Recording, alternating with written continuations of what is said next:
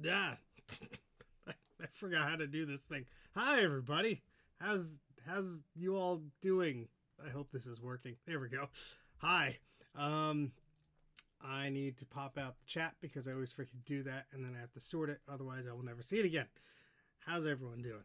We have a few people in the chat here today. We have Show Fox. We have Dana Does Stuff. CSU Industries, Big Bad Biologist, Big Bad Bench. By the way, I'm Steve from Mac84. I forgot to say it at the top because I'm rusty doing this thing.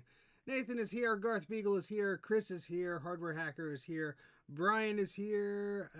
And Anna is here. Hello, hello, hello. Yes, it has been a long time since the stream. It is very depressing to look at my YouTube thingamajig and it's like, hey, you haven't streamed in like a month and a half. Are you still alive? And I'm like, ooh, I don't know, maybe. Hope everyone is doing okay. And Gutbomb, hello, hello. Bump audio volume. Now, I did do that previously, and it made people very unhappy. So, hold please, while I reconfigure the Medoodletron thingy. Because, you know, every time this computer decides to restart itself, it changes. Headphone warning, I am raising the volume in 3, 2, 1.5. How about that? Is that better? That's slightly better. We're not in the red yet, but yeah. Anyway, hopefully that fixes things. I don't know what I'm doing anymore. That should be completely obvious to anybody who's tuning in here. I love uncomfort. Hello, Noons. Hello, hello. And Certain and anybody else, I go into the no! Murder everybody's ears. Are you allowed to say that on the internet still? Hello, everybody. I haven't been doing this for a while, so I'm like confused and I don't know where I am or what I'm doing or why I'm here or who are you people? Was this my basement? I don't know. My pal Gutbomb in the chat told me a cool trick that if I turn this light off, I look like a normal person. But if I turn this light on, ugh. So, you know, but without this light, I can't see anything. So that's just the way it's going to be. Sorry. Before and after. I don't know. Hope everyone is doing okay. Wow. Hope everyone is doing all right. It's been quite a few busy months and weeks. I had a lot of stuff going on. Still have a lot of stuff going on. A lot of that stuff has not been resolved yet. So yay. But there's been a few events that I will hopefully do a video at some point about. VCF East was one of them. That happened a few weeks ago. And then we had the System Source Swap Meet that happened last weekend. That was a lot of fun. That was down in Maryland. So I do have some pictures.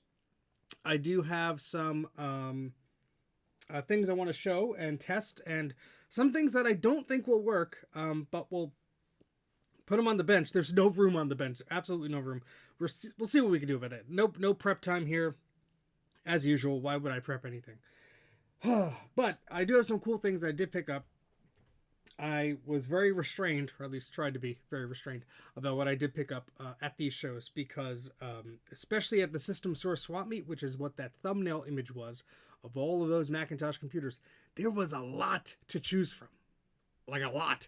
And I didn't need anything like that. But I did pick up a few things that I probably shouldn't have grabbed, but, you know, it was a 3-hour drive. I paid for a hotel. Might as well get my money's worth type of mentality. And I had a lot to unpack from the car. But anyway, streaming is a new tech. You're ahead of the curve on quality. Yay! Oh my goodness. I hope everyone is doing okay.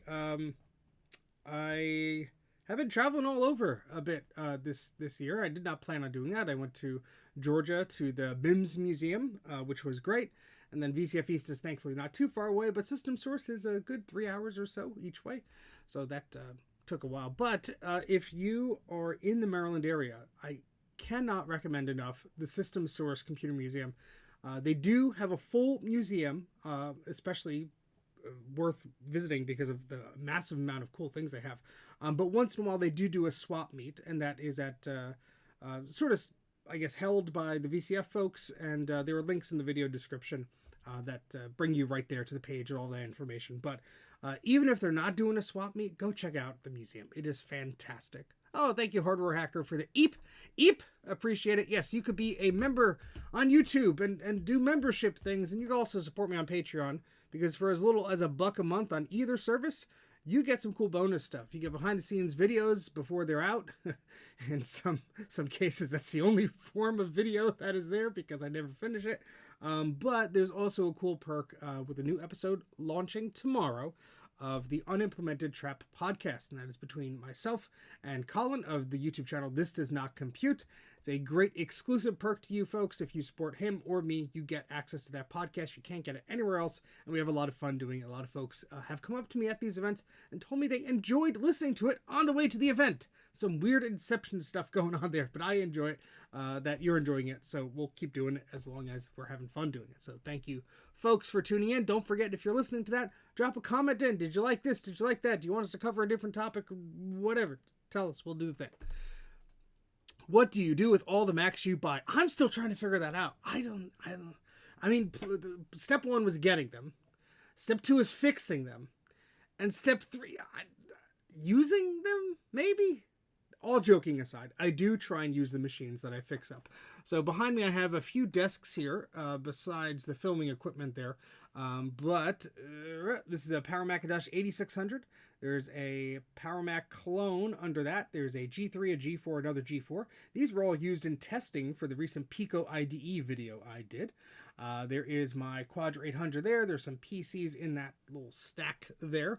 But essentially, I do a lot of content, well, I have in the past, not a lot of stuff recently, of using these things, showing people how to repair them, and so on. And that's sort of what we're going to maybe borderline get into today. I'm going to show off some things I got, but also I want to see if I can fix some things, because some stuff is not working, and I want to figure out why.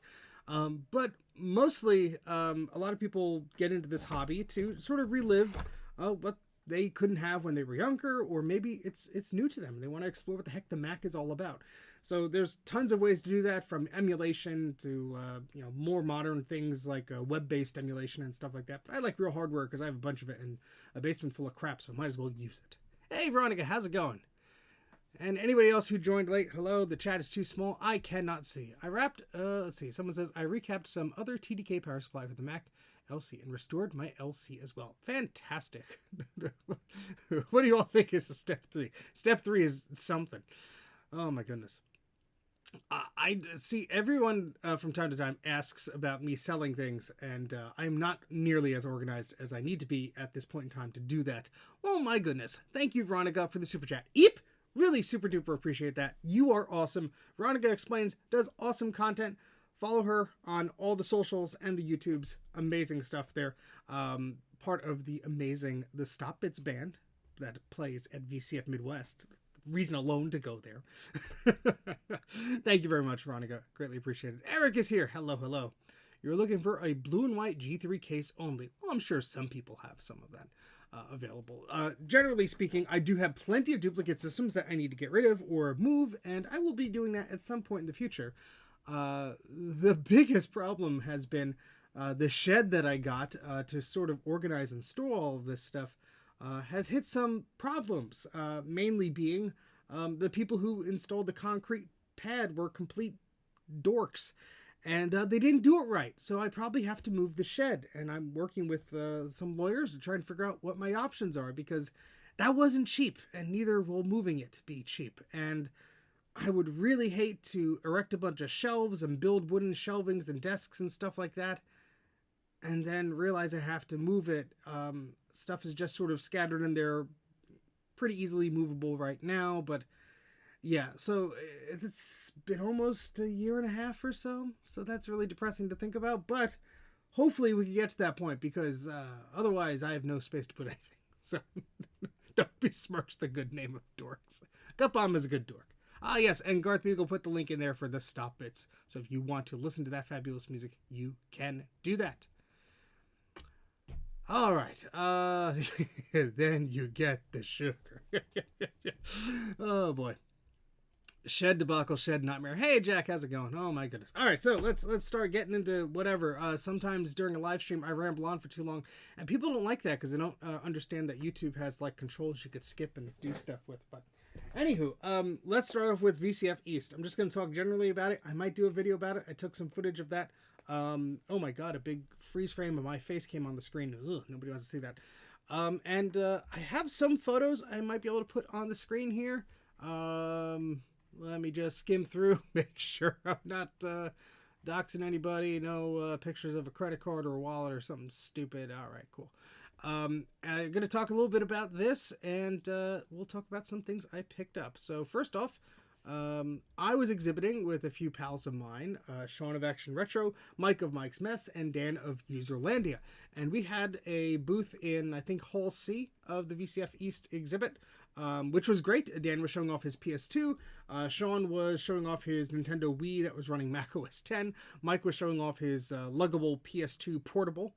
And I had my Clear Mac SE 30 and the head mouse Mac, which was very cranky. It didn't want to work. But let me try and share a screen real quick. And I'll share some pictures, if I could find the right OBS dealie, which is somewhere. This is what happens if you don't stream for a while. You're like, what was the thing with the thing that I did the thing with? How do I do that again? You know, normal problems to have. Oh, and OBS wants to capture stuff, and it's asking permission, and I think that's not going to work. But we'll try. I mean, it's not seeing the browser window. Let's just, like, yell at it some more. Yeah, that kind of works. All right, sure. But it's all shrunken and lopsided, and yeah. All right, we'll just do this manually. Yeah, heck yeah. Let's just do it live. How about that? Boom. Look at the ingenuity we have here of sort of knowing what we're doing. Oh my goodness. To all of you who came out to VCF East, hello. Thank you very much for saying hi. I have the memory of a goldfish at those events. So if I said hello to you and I forgot your name or I didn't follow up afterwards, that's just what happens sometimes. So sorry about that. If it was important, please get in touch with me. You can send me the credit card photos. Okay, yeah, 1 second. Let me get Gutbomb's credit card, and I'll be sure to send that over, Colin. Oh my goodness. All right, so first off, yeah, check in VCF East. So there are barracks here. It's sort of, you know, a bunch of little separate buildings here at the I want to say campsite, but the campus at VCF, which is pretty fun. And I'm just going to pop through a few photos here. Here is Dan of Userlandia with his amazing IBM PS2. I believe that was a Model 80. Look at that CD-ROM drive bezel right there. That is so cool. That's a 3D printed replacement. Those are hard to find. And I know that Dan was creating a few of them for others a few years ago and handing them out, and I got one. Even though I have a partial Model 8, I don't even have a full one. When will the VCF 2026 video be uploaded? When will I win the lottery? When will the shed be fixed? These are questions that mankind simply does not have answers to. Maybe soon. We'll see. Certainly took enough footage for it. Here's my friend Brad playing around and drawing cool stuff on my Ultimate Mac SE 30 color. And this was our table. So just like showing you a view of that. Sean's Nintendo Wii was on the right there. This is the Mac with that head mouse tracking dealie. And of course, Dan's stuff is on the left. And I think Mike was setting up on the far right there. But what was cool about this space is last year we were sort of in a different room that was sort of away from everything. And here we had a prime real estate, I would assume, based on all our previous experience with this. And we had a lot of great people stop by, ask questions and stuff like that. Mostly on topic questions, although it without fail every time. And this is me not me complaining. It's hilarious. I always, am the guy with the Apple shirt, with the Apple computers on display, with all of this stuff. And I always get a guy just like he just wants to talk someone's ear off about whatever topic he's interested in, whether that's Linux or some flavor of whatever software, or how he used to be at some company that was technology adjacent back in the 70s or 80s. I just have that face, I guess, where someone just wants to talk to me. And that ended up happening right before lunch on Saturday. Here I am starving. I had lunch on me, or maybe I think I went to lunch the next day or whatever. But I'm just like sitting there, like sort of, getting ready to pack up. And he's just like looking Garth, just looking at my stuff. And he's just like, oh, yeah, there's a lot of interesting stuff here. So I used to work for so-and-so back in so-and-so and so-and-so. And just like not a word to interject. I'm just nodding and smiling. Then I sit down, then I'm continuing to nod and smile. Meanwhile, other people who know, these systems or want to say hi to me or whatever are patiently waiting behind or giving up hope and just walking by. It's like, without fail, that always happens. And I'm just like, why? Anyway, that's, it comes with the territory. What was cool this year was a lot of cool stuff on display for sale. I mean, look at this free pile here.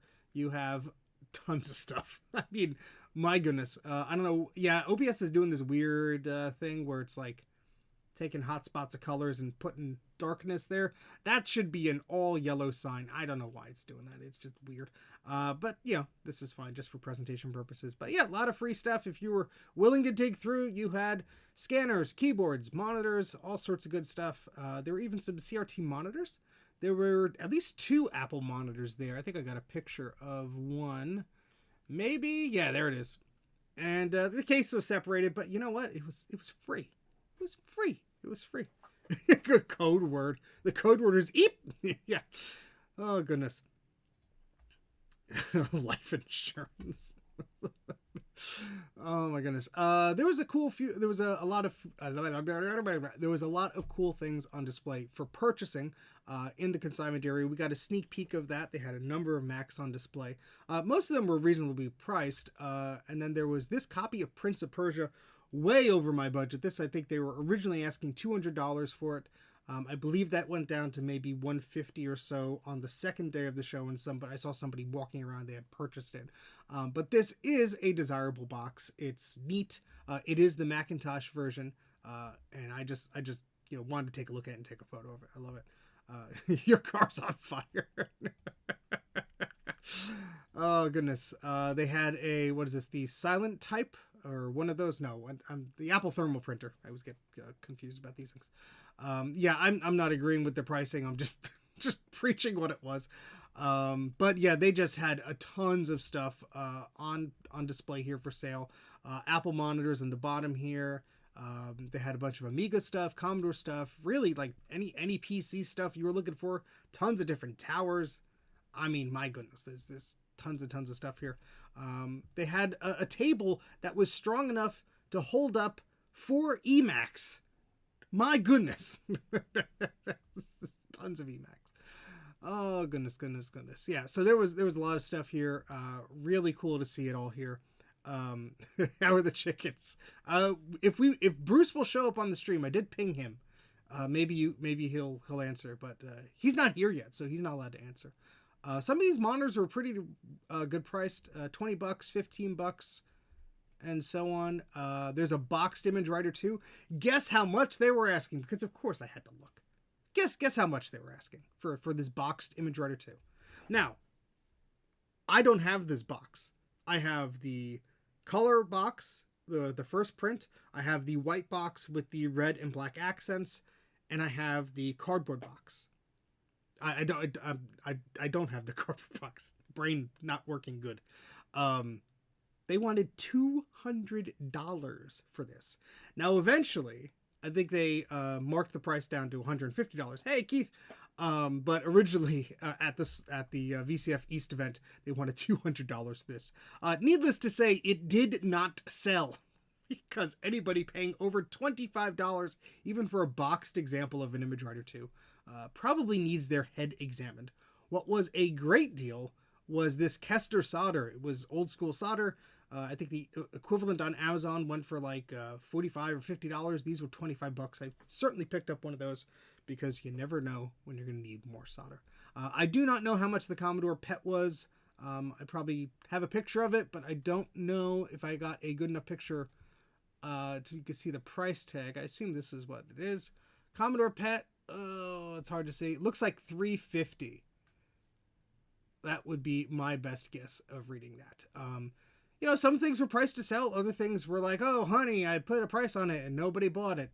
And some things were for sale from our friends, like Sean of Action Retro had his Google/Dell server here with the externally mounted CPU holder. $350 sold. Oh goodness. I know all the box revisions. That's totally a normal thing for somebody of my age to have in their mind. A bunch of familiar folks were there. We have Amiga of Rochester. He was up there selling Blue Scuzzies and a bunch of other accelerators and cool stuff. He gave me some stuff to pass it back to people. You know, you got some oddball things that were on display. Somebody had the box for a Macintosh SE bus PC drive card. Never saw one of the boxes before. Have one of the drives and the cards. Never saw the box. So that was cool. A lot of cool stuff on display there.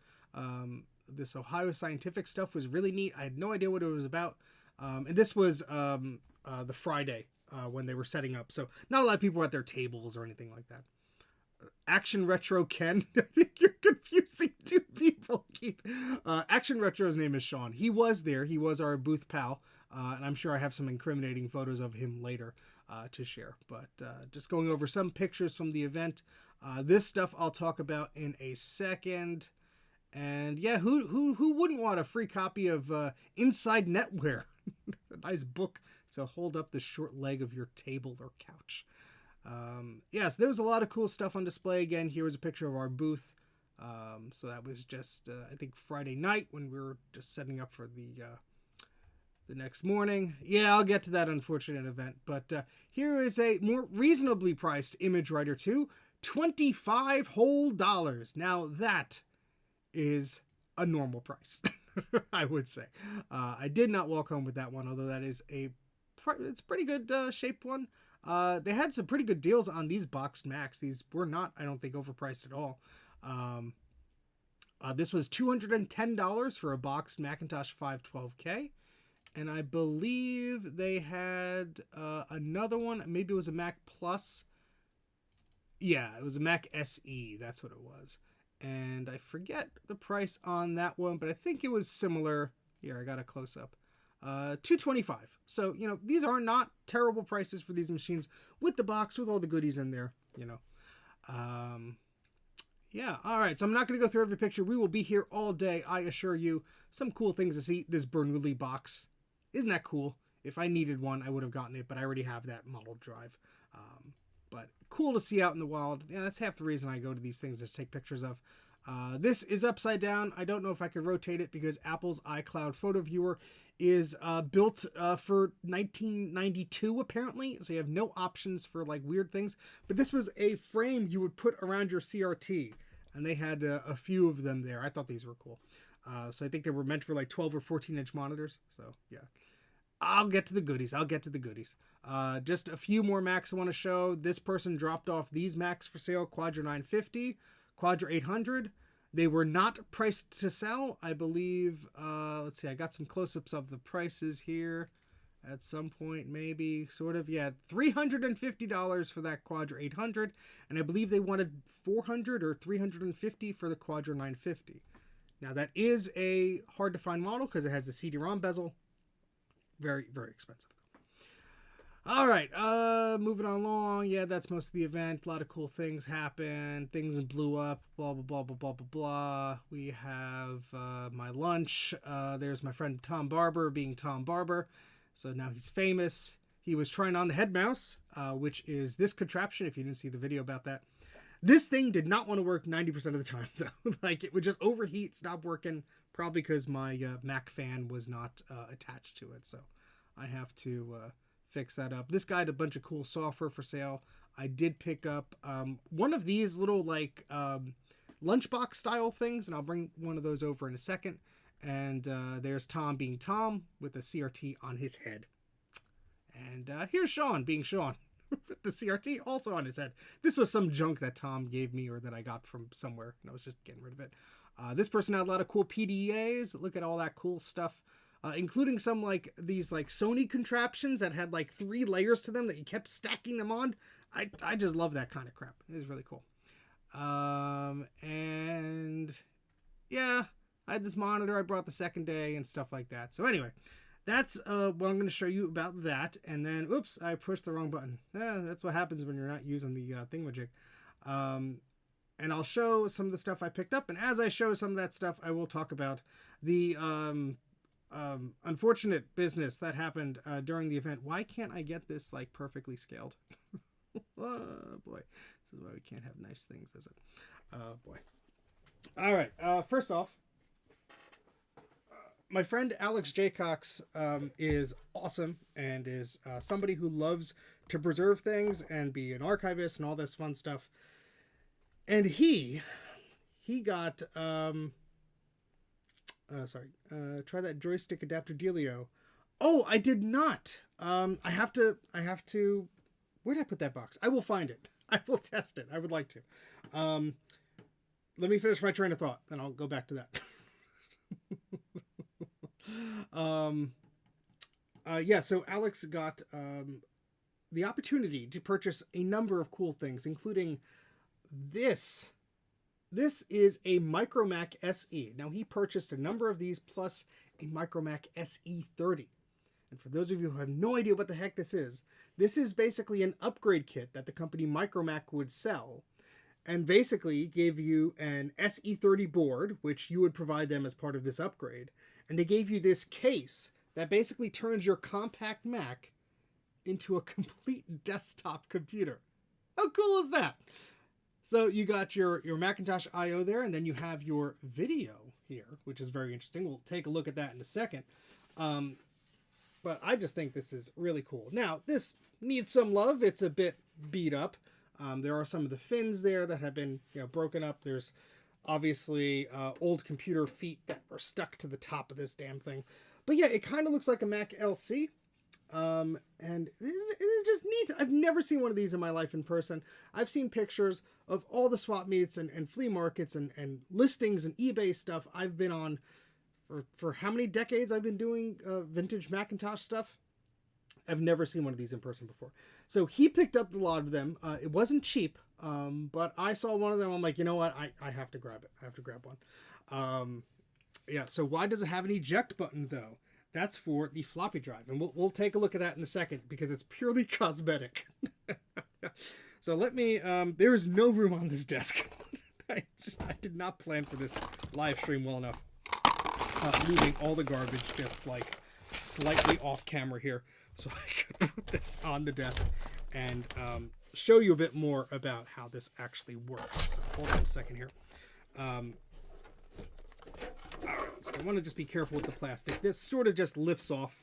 It's just a lid for the metal case. You'll sort of see how this goes on. But there are screws in the back. If you were to tighten them, this would stay on. But I'm just removing this because this, in my opinion, is the most beautiful part of it. And I do not want that to get damaged. So I'm moving that away here.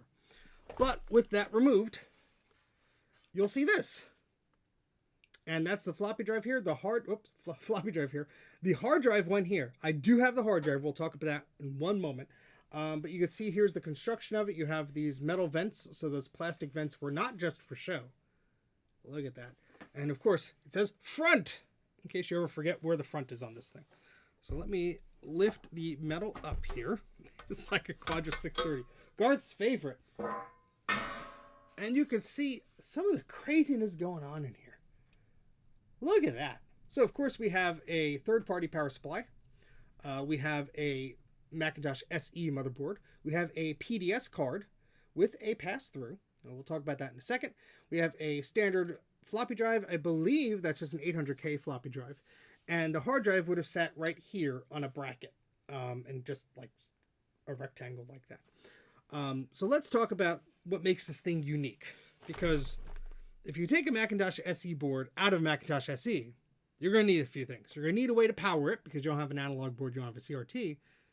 And then the Macintosh SE30 and SE don't really have video out built into it. You're going to have to extract video from it somehow and make sure that is actually compatible with what people are expecting a desktop computer to do. Multiple video resolutions and so on. I just realized all the screws are in here. Oh boy. But let me get a screwdriver because you folks will want to see how this is put together, and I want to show it off. Screwdriver, check. Other screwdriver, check. My goodness.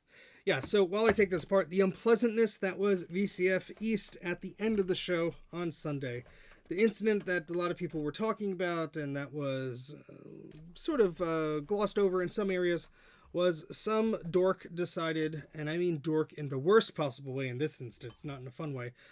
Rather, I'll just say what I mean. Some freaking idiot decided that the best way to celebrate a collection of like-minded dorks and tinkerers was to call in a bomb scare or a threat that they had some type of way to cause harm to people. Yeah, so there's a police investigation going on. I really don't know much more than that. All I know is in the afternoon around 2 p.m. or so on Sunday, we were all told to exit the building with a lot of heavily armed police officers coming in. And once we exited the building, we were instructed to exit the campus. And those of us with our exhibits and our vehicles there had to wait about 2 or 3 hours for them to continue the whole search and the sweep. And once they figured out everything was good to go, we were able to leave. But that was it. The event was ground to a halt and everyone had to go home. All the attendees went home and it was a real bummer. It sucked. Quite frankly, it was absolutely terrible that happened. However, everyone was safe. There was no actual threat. And I sincerely hope that the person that called that in has nothing but reefer cap smells in their nose for all eternity. So anyway, here's our floppy drive removed. And we have this little bracket that is holding that on and some plastic there. So this was actually, engineered pretty well. And with that removed, we could see more of the board there. Yeah, well, that's I think why a lot of people aren't publicizing what happened. They don't want some idiot doing a repeat of this, but I think as these events get bigger, more security is needed to make both the attendees and the exhibitors feel better about such things. I mean, we had guests like Steve Wozniak. We had guests fly in all the way from New Zealand, I think, for this. I mean, what a pain in the ass that is to like fly out all the way for a show and then have something like that happen. But God bless America. All right, so the star of this is what the heck is going on in this corner. So we have a PDS card here, and we have this little ribbon cable that has some ribbons cut on it, which is strange. And that goes into this little card. And this little card has 2 video outputs. We have a Mac 15-pin adapter right here. And this is almost like a CGA type monitor connector dealy. I don't know exactly what that is output for, but we're going to take a closer look in a moment. So I'm going to lift up this PDS card, and that'll sort of tell us a story about exactly what's going on here. All right, and then I don't know if I could really take this out easily, but I will zoom into this. This is the little card that's sitting right there. So that's Board A Revision 4. Now, I will say some of the other Macs were either missing this completely because parts were taken out of it, or they had different ports on here. And I'm going to make a post on Take Your Different with all of the information I have, all the photos I have from the other systems as well when I get those photos, because I'm waiting on some of them. So here is what makes the video possible. So it says MicroMac technology, under license from Lapis Technologies, which is funny because as soon as I saw one of these, that my friend Alex had purchased, and he opened the lid, I said, that looks like a Lapis video card, because I have a Lapis color video card in my Macintosh SE30 color thingamajig. And I'm like, that looks suspiciously like the same thing. And not that Lapis was the only game in town doing that stuff, but they were a popular vendor of such upgrades. And so here we have a bunch of logic here. We have a big FPGA chip to provide the video output and all that stuff. And we have multiple ribbons here, or connectors for ribbon cables for various things. So you have to imagine that you'd be able to configure this in a certain way. In one of the advertisements I saw for the MicroMac SE, you had portrait displays and so on. So I would assume that they would configure this to the type of monitor you would be plugging into this. You can't remember your Pokemon. Oh no. Oh boy. Story time. Yep. Let's see. All right. And then, let me bring this out over here. Oh, boy. The interesting part is, the other interesting part here is how this gets powered. So you have your power supply here, which actually does work. My friend Ian tested that out. So thank you, Ian, for doing that. And so this connector, it only has 5 plugs, because none of the video stuff is going through here. You only have 5. And that goes right here. And then you have this, which will plug into the hard drive. And we could get a power cable here if I had one handy, and you would hear the startup chime. And that's all you'd really be able to do without video plugged into this. But I'm hoping to clean this up a little bit and restore it. Put a few little things here. I mean, I do want to clean this up a little bit. There's a lot of dust in here. I do want to see if I could clean up the floppy drive. I do have a spare FDHD chip, so I want to see if I can upgrade this to take full advantage of this system being, you know, a little modular Mac, and just have it under my desk or something like that. I don't know. It's really cool. But, yeah. So I'm going to put this PDS card back on here before I lose it. But this was the coolest thing and most expensive thing that I picked up at the show. This was something that I did not even expect to have a lookout for. But the moment I got that message from my friend, he's like, hey, look what I found. I'm like, okay, well, if you ever get rid of one of those, let me know. And a few hours later, I had it. So really, really cool. Now let me screw back in that floppy drive that I put somewhere. Here it is. Before I lose those screws. These are very interesting little machine screws, so I do not want to lose them. But I will be making a post on Tinker Different about all I discover about this. The very cool part that I didn't mention yet, because my brain forgot things, is mine had a hard drive, and that hard drive was successfully imaged. It worked perfectly. Why is that so important? Well, you saw that the video card said Lapis Technologies on it. Some folks who have these systems are able to get video out, but the monitor's control panel does not work. It just crashes, obviously, because it's not finding the right hardware it needs to adjust the video settings or whatever. So what was on that hard drive? Drivers. 2 versions. I believe one is for the SE30 video card, because it was different, and one might be just for the SE. So I'm going to work with my friend Alex to try and confirm that, because he has the SE30 one. Unfortunately, his MicroMac SE30 came with a battery-bombed SE30 logic board.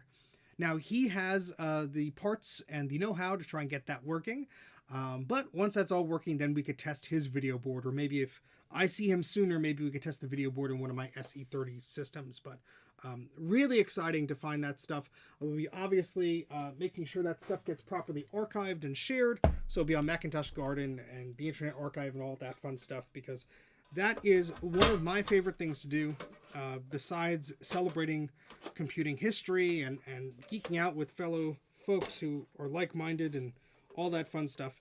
It is making sure that this stuff is preserved for not only future generations, but for historical significance, because, you know, unfortunately, when these systems get scrapped or thrown out, often the hard drive is destroyed or discarded. And it's very rare to actually have a complete system that you could refer to. One other very, very cool thing about this is I was looking up more information about these systems to try and learn more. And my friend who bought them said, by the way, the seller contacted me. He found the dang manual for it. So the manuals are not yet in my possession, but they will be soon, so I could fully archive them. Oh, and just to show you in the front, that's what's going on with the floppy disk drive button. It's just a button. It's just, yeah, it's just fake. I don't know why. But yeah, really, really cool stuff. And I'm very excited to have that stuff preserved, because you don't know what you're preserving, how it will help somebody in the future. Like those chirp discs that I helped archive. There's been all sorts of shenanigans to get different versions of Mac OS systems on other hardware and stuff like that, which I never would have thought possible simply by posting some files. So very excited to see some of that stuff come out, and I'll make some sort of post on social media when that stuff is posted. It's a fake. Yes, mine. Let me actually grab the hard drive. Is it over there? Maybe it's, yeah. So the hard drive has the mount and everything. So, I will get you pictures of that, because I know you ended up with the other one, to help you out. Hopefully you could maybe, oh, let me get the darn thing. I think it's just over here. 1 second. Hold, please.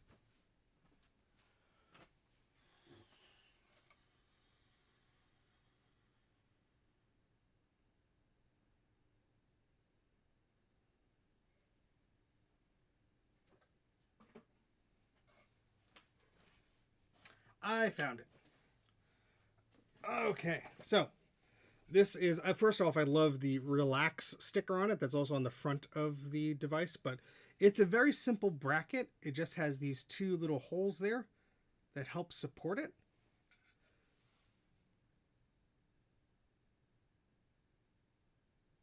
Oh, interesting. So yours had the option for that. That's really cool. Yeah, Bruce demanded the stream. I don't know where he went, but he will pay heavily for his crimes. But that's all there is to it, really. So hopefully something can be 3D printed to sort of make a hard drive go in, or a blue SCSI or whatever. Yeah, the Quantum Pro Drive ELS, very, very, very common on the Macintosh computers. Oh boy. What else did I pick up? Too much crap. I'm trying to think of the best way to go about this. I'll just bring it over. Hold, please. Bruce! There he is. Been waiting the whole stream for you to come up. Now you're here. My goodness. Oh, you have that bracket. I wasn't sure if it was yours, because it's dual floppy. Ah, okay. Interesting. You'll have to send me pictures of yours.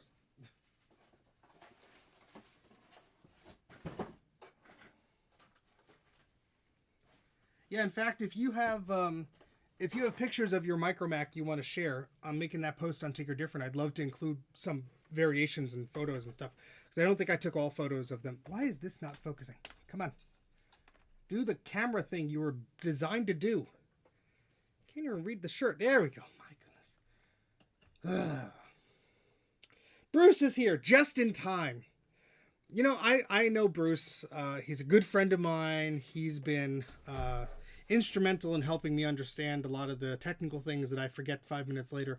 And so I just bug him and pester him later about it. But I know what he loves, really deep down in his heart. He loves rusty Macintosh 2SIs. And that's what I have here. So the story behind this is, at VCF East, there's a shelf of stuff that VCF themselves are selling. And it's for them to raise money and whatnot. And they had this Macintosh there, originally priced for $25. Now you're not going to focus, are you? Well, either way, it says $25. Which is too much for a rusted computer. I know it's rusted because it says rust damage right there, and a date of 2017. And so I thought, well, I'm curious how rusty it is, but I'll come back to it. Obviously, it wasn't going anywhere. And see, I cursed you, Bruce. Yep. Distro Projects was one of the people also at VCF East. Thank you very much for stopping by the booth and witnessed this monstrosity. I'm moving the keyboard so I can put this on the desk because, well, you'll see why in a moment. But curiosity got the best of me, and there's not too much wear on the case. You know, it looks yellowed a little bit. There's some discoloration. Hey, Trina.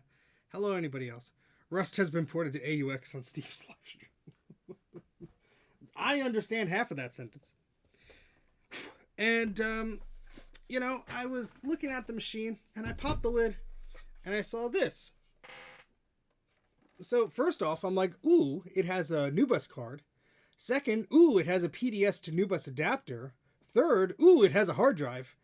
And then fourth, I'm like, well, how bad is this thing? Let's let me get my flashlight here on my phone. This will be important in a moment here. You're about to find out why. And, well, let's just say there's a little bit of rust inside. You just see that there? There's just a little bit of rust there. Just like a tiny little bit. You see that there, Bruce? Does yours look as bad as that? Oh. Oh my great good God. Yeah, it's a train wreck in there. Not even the memory sim survived.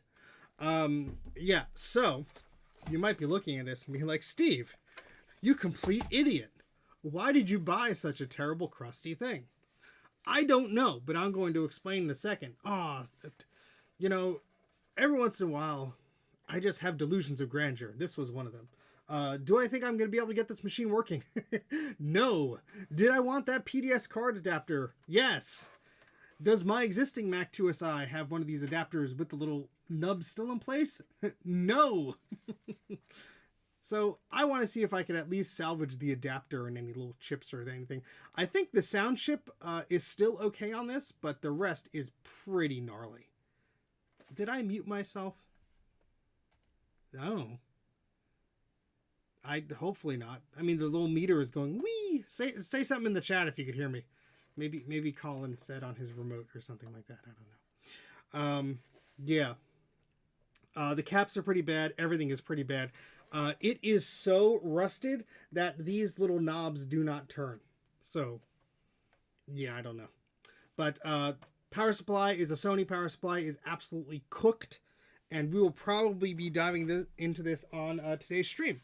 So I just wanted to share that briefly and put it to the side. Going to show off a few more things, and we'll, I guess, get to some pain and suffering here. Let me put this to the side right next to our other computer here. There we go. Just pry off the bits and call it a day. What could possibly go wrong? Plug it in. Absolutely nothing would happen. Oh my goodness. So yeah.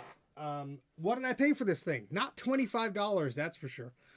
So I went up to some of the folks at the VCF booth and I said, hey, this I think was the Sunday, you know, prime day for haggling. And I said, how much are you looking for that 2SI? He's like, oh, the rust order? I'm like, yeah. He's like, ooh. And I'm like, I don't know, would you make take a lower offer? And he was like, sure. What's your offer? I'm like, $5. And he kind of looked at me like, almost like, he's like, yeah, maybe. And I'm like, 10? Because I know it's going to a good cause. It's going to VCF. And he's like, yeah, 10. So for $10, if that PDS card is working, great. And also the case is in decent shape. I do have one I'm fixing up for a friend that has a few cracks in it. So this might be a good replacement for that. Even if it's yellowed, you know, it's not perfect. But $10 for most of a 2SI, I've had worse deals. I've also had better deals. But, you know, it's this day and age, who's counting? You know, does anything make sense anymore? No, absolutely not. I have a 2SI currently supporting my Mac 2 CI. Oh boy. All right. So, what else do I want to talk about? Was there anything else that I picked up at East that is noteworthy? Oh, there's some. No, that's from the other place. Sorry, hold on. I'm looking like into the sea of stuff. Oh, there was a bin. There's a bin of stuff that Tom gave me. Speaking of bedazzled Macintosh 2SIs, simple as that. Let me just threaten my friend Tom.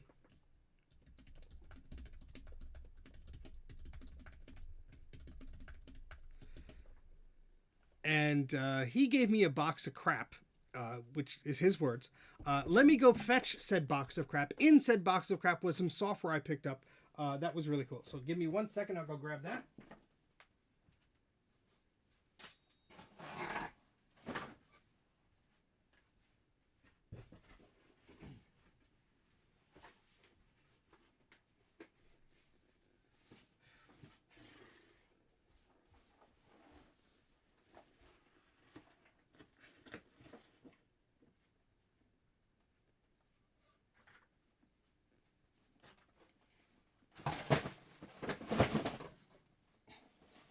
And I just knocked a PowerBook over. Hold, please. Oh, boy.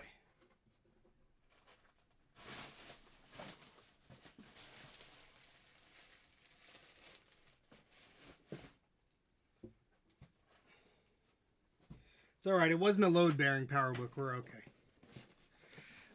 Oh, boy. This was on one of the free piles, I think. This was at the System Source swap meet. It's a Macintosh PowerBook rechargeable battery. Except the battery's not in there.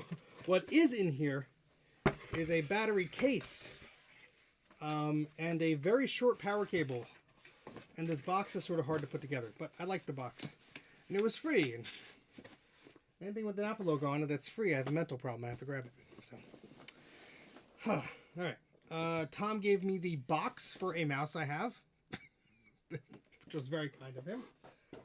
These bags are things I got at the show. There's my bottle of water I misplaced a few weeks ago. How about that? And there's a Microsoft Surface power supply in here. A coax AB switch. I mean, look at the stuff that he just gave me a box of doodads. So, yeah, I don't know exactly what's in here. We got some components of some kind. We got some piece of metal that fell. Tom used to sell blue scuzzies for a bit, and some of them are bad with chips removed, or they were used for testing. So spare parts, maybe. But yes, exactly, Jack. I think he emptied his kitchen sink drawer into this and gave it to me as a gag. This is the thermal head for an image writer. Who knows if it's good or not. But all sorts of stuff in here. I got some blue pills for the original blue scuzzies. I got some wire strippers here. And some other stuff. Ethernet cables. More failed the burn-in test blue scuzzy boards and stuff like that. So certainly we have some stuff that we can use for one purpose or another. Some thingamajigs. But this is what my friends think of me. They think Steve needs more garbage in his life. Let me give him a whole box that it will take him weeks to even locate in his basement. So yeah, you know what I mean. Image writer, printer, go thingamajig. Speaking of printer, I got this at VCF East. Somebody listed this as a monitor stand, and I brought this up to buy it, and the seller happened to be standing next to me. And they said, "Oh, you're buying that monitor stand." I said, "No, I'm buying this printer stand." Because how this works is you put it here, you put a stack of paper here, that paper comes up through here and curves around to the printer, or goes up. It's a paper stand. So, depending on how your printer is, you know, obviously there's different ways of feeding it and so on. But I believe this would work perfectly for my Macintosh, Apple Image Writer LQ, which is right there. I think it's around the same size. So if I ever decide to bring that beast out and put it on a table, I have a good stand for it. You've been looking for one of these. I never knew these stupid things existed. It is just literally a bent piece of plexiglass or whatever that is. I'm sure you could easily build a nice wooden one. This seems okay sturdy. It's not, you know, perfect here. But, yeah. Tom, we already went through your box of crap. What were you looking for in there? I'll see if it's there. But anyway, yay. Printer stand. Also fits on your head and scratches it up. But, yeah, $5 whole. I think this was a good purchase, and I'm glad that I came across it, because I do want to have some fun with that printer, especially since I have my local Squawk option card by Pulpo in there, which is great, so I can network it. Possibly a dead G4 CPU and a USB PCI card. All right, who wants to bet if Tom's junk is in this box of crap that he thinks he might have accidentally left in here? Somebody play some Jeopardy music. The hell is this? Tom, what sweet garbage is this?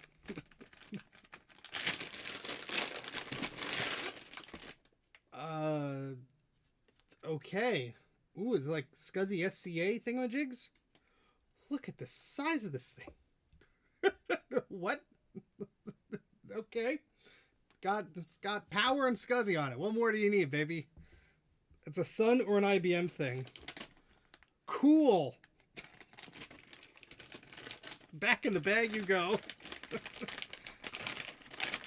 Yeah, it's like a SCSI backplane of some kind. For some system I probably don't have. Yeah, Colin says SCA backplane. Colin, you guess what it is. You win. He's like, no, I don't want it. Is this your dead G3 Whisper personality card, Tom? Oh, boy. What else are you looking for? You said a USB PCI card. I lost Tom's thingamajig. There. G4 card and a USB PCI card. I found a USB Ethernet card. Not USB. PCI Ethernet card. My brain is not working today, folks. Oh, here it is. Is this the one you're looking for, my friend? It's a USB PCI card of some kind. Apparently. No, you gave it to me. So now I have to charge you an exorbitant amount. I'm going to put it back in this box, otherwise I will lose it. Because the box is big enough. Let me know if this is the one you're looking for. It's yours now. No, wait! You just wanted me to look. Oh, and here's a processor of some type. Is that the G4 one you were looking for? Good night, Francois. Let's see. Well, there's two. Don't know if they work or not, Tom, but that's we have a XSC 7400 on one, and the other is a 72H30E. Oh, never mind. Over here, XPC 750 266. So that's probably from a G3 beige. And on the back, it looks like this is a 400 megahertz G4. Now you don't have to dig through your box of junk. If you want it, it's yours, Tom. Just let me know when you need it, and next time I see you, you will get your box of crap back. With many more pieces of e-waste added to it, I must say. Static Bag says it used to have sim stackers. The G4 is probably dead. I love how you're like, hey, Steve, I want you to see if this box had the stuff in it. I've been looking for it. And then you're like, oh, it's garbage. It's yours now. Oh, it's fantastic. The traveling e-waste box. Speaking of e-waste, let's look at some of the software I picked up from VCF East. This gentleman, Eli's Software.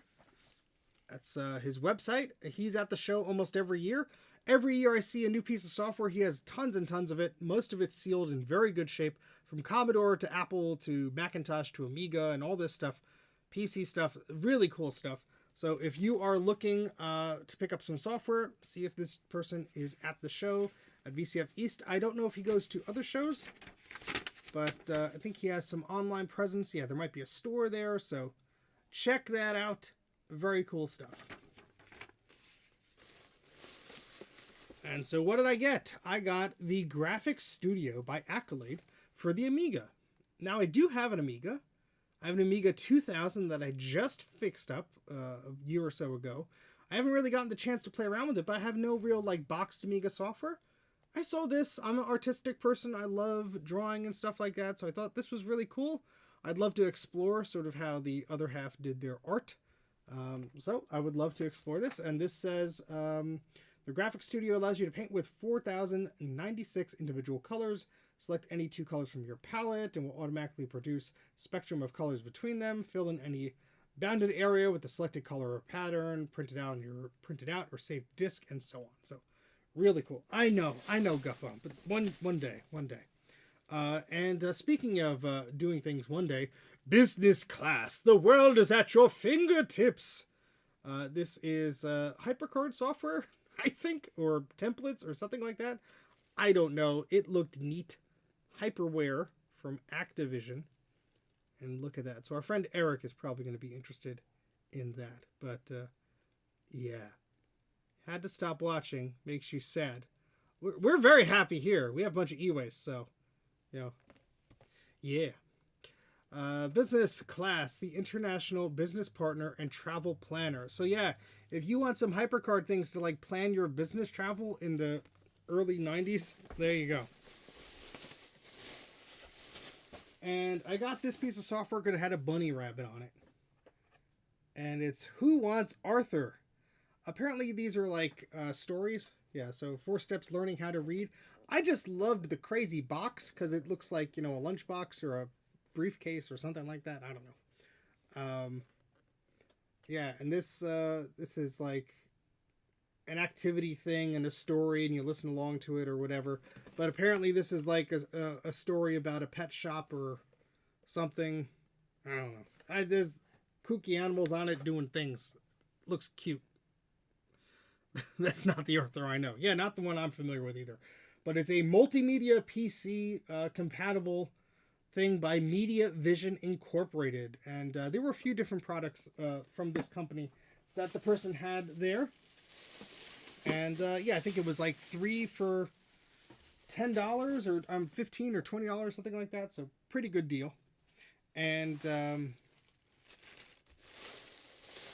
the same person had a table of just random hardware, which I'm about to show you. I think this was all like $5 or something like that. We have a 24x slim CD-ROM drive. Oh, come on, focus. Well, anyway, just CD-ROM drive. That was just like in the pile, so I'm like, yeah, might as well just take it. The main thing I grabbed this for was SCSI cables. So we have these 68-pin SCSI cables. Some of them have the terminators on them and different connectors and adapters, which is great. I think there's 68-pin or 50-pin, high density, whatever it is. You know the SCSI. I obviously don't.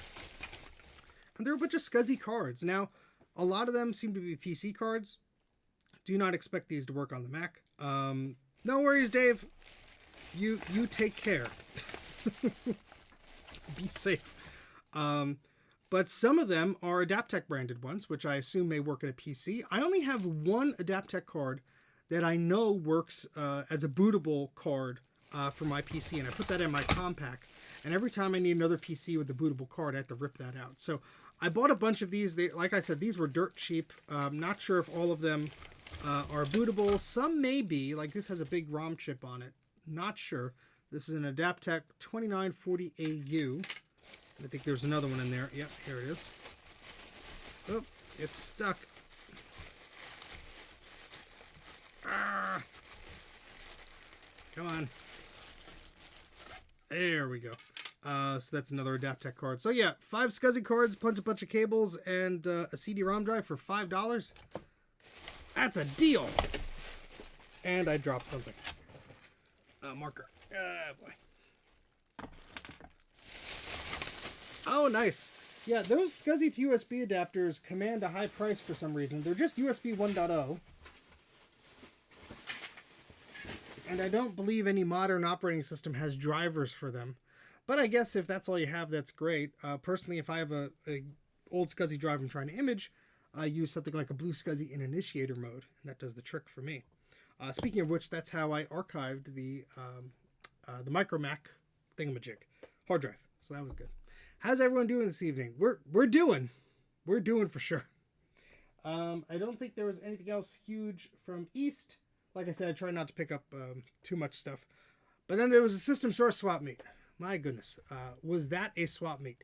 Let me just get some photos up. I'll run through some of those real quick, just because there were mountains of computers, and you all need to see this because, like, my goodness, that was a lot. That's why it's not showing, because I'm not in the album. I have to go back to my library here. I have to scroll down all the way. La la la la la. Yes, so the System Source swap meet, they had one previously where they opened their warehouse of duplicates and spare systems and whatever. This was, I want to say, Tom would remember maybe, but it was sometime last year or earlier this year. Was it earlier this year? I don't remember. Anyway, I had like severe FOMO from it. I was like, oh man, I'm missing out. I wasn't planning on going to it, but I missed out on that one. And so when there was the opportunity to do that again, I was like, oh man, I got to be there. I am totally going. So let me just make this album here.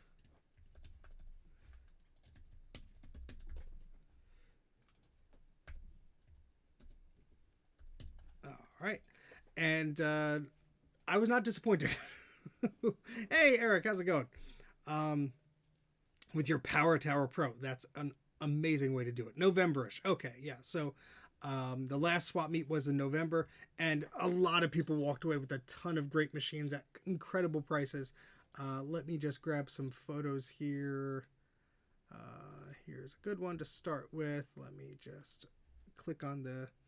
Yeah, that's the thing. I didn't really set this up. Let me just do this in OBS Live. Again, sorry, folks. There we go. And, whoops. That's close enough. Oh, please.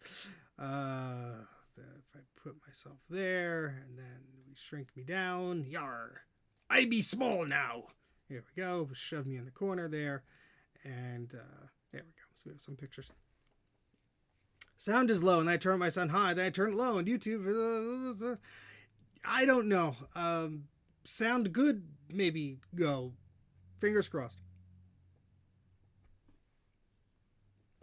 Oh yeah, totally. If you have a working drive and you're not concerned about backing up the whole thing, you just want to grab some files, yeah, plug it into your Mac and back it up. I use my Power Tower Pro for that because it has a good SCSI card in for it. I also use my 8600 for it. But things like this hard drive from the SE30, I'm sorry, the MicroMac SE, is one of those things where it's like, what was it, 100 megs or something? If it has not bad sectors or no bad sectors, will probably back up in like 3 minutes. Plug it in, just got it done. Oh my goodness. All right, a new bus used by any other companies? That's a great question. I think so. Yeah, clunk clunk noises. So here's some photos from the swap meet. This was on May 2nd at the System Source Museum in Maryland. And this is probably what you came to see. Look at all these delicious machines. A bunch of PowerMacs and Performas here. We had a tower. Performas, everything from the 600 series to the 6000 series. So both your 68K and PowerPC. I think they were mostly PowerPC though. Here's just another shot of them. I mean, there were just so many here. They look delicious, but they taste like mold and dust, says Tom. Yeah, thankfully there was a bathroom on site. I had to wash my hands vigorously multiple times. Defor in the chat will recognize this bin. Sorry that it's not rotated the right way, but there were these huge bins full of PowerBooks. Two of the bins were there, full of PowerBooks. One was marked $5. The other was marked $10. And we were digging through the PowerBooks and seeing which was which. Defor was very smart and brought a power station portable battery dealie and a power adapter. So we were going back and forth testing PowerBooks to see what worked and what didn't. Here's one of the PowerBooks they were testing. And yeah, there was just a lot to go through here. And a lot of them actually worked, which was great. Yeah, they're just shuffling around PowerBooks. Here's a bunch of dorks going over dorky stuff. Yeah, and here's some more of those Macs. I mean, there was just a ton of stuff here. Yeah. Yes, so Mike didn't find it. I found it, and I had to open up my big yap. But I'm glad he ended up with it. So Mike was looking for a 1400C or a similar model, and so I was digging in the bin for the $10 ones, and I didn't find any that were left. I think they were all picked over. But so I started digging in the $5 pile, and at the very, very bottom, the last one at the bottom of this stack was a PowerBook 1400 with the clear little window thing, and it said like power up or something on it, like one of those little covers it had. And the four had their power station. I plugged it in. It chimed. It booted right up. As the macOS logo was showing up, it said New Power G3 under it. And that sucker had a 250 megahertz G3 processor in there. That was a fantastically lucky find. And Mike was looking for it. I didn't need one, so I'm very glad he ended up with it. But yeah, we're testing some of those PowerBooks on the spot. So it was really cool to see a lot of them work. I mean, some of them had cracked screens, some of them had rough hinges and stuff like that. But you know what? For $5 and $10, I mean, really, if you're into this stuff, that's you can't go wrong. Really. Yeah, you found one with some Ethernet cards. I didn't even have any luck with those. Yeah, there's a bunch more Macs that they had there, a bunch of LCs. So they had some LCs, some Performa 400 series. They had a few Pizza Box Macs, the large ones. This was a great deal. I'm glad somebody grabbed it. My friend Ian was looking through and he said, "Hey, Steve, you need this Quadra 660 AV." And I'm like, "No, I don't need it. You know, it's cool though." And he's like, "Actually, I'm going to take a look." And we were able to open it up. It was pretty good inside. The battery wasn't destroying it or anything. So for $5 whole, he picked that up, which was great. And they were doing discounts too. If you got multiple systems, they were setting you up with deals. They really wanted this stuff to go to a good place, which was awesome. Yes, Eric, I believe I have the CD. I'm sure it's on the Macintosh Garden as well. But some of those models came with the CD that actually gave you a template so you could make your own. There was one that had a sticker over the IR port that says IR upgrade kit ready. Oh, interesting. I didn't see that. That's cool. But yeah, there were a bunch of machines here. I'm sure they were all picked over at the previous swap meet, but I ended up going home with two of the 6500s because they were priced for basically like 2 for 1. So I had to get two. I had to. It was the law. Legally, I had to. I was looking for a 275 or 300 megahertz model. And then I saw this one that was in pretty good cosmetic shape. It had the zip drive. It wasn't yellowed to hell. And it was 250 megahertz. And I said, you know what?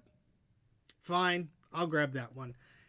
And as I was digging that out, this one was there, the 300 megahertz model. One had an Ethernet card, one didn't. So I could build the best of it. But look at that difference of the tan. My goodness. And yes, that was Sean's USB Sony drive. He was about to put on the free pile. I thought it was a FireWire one.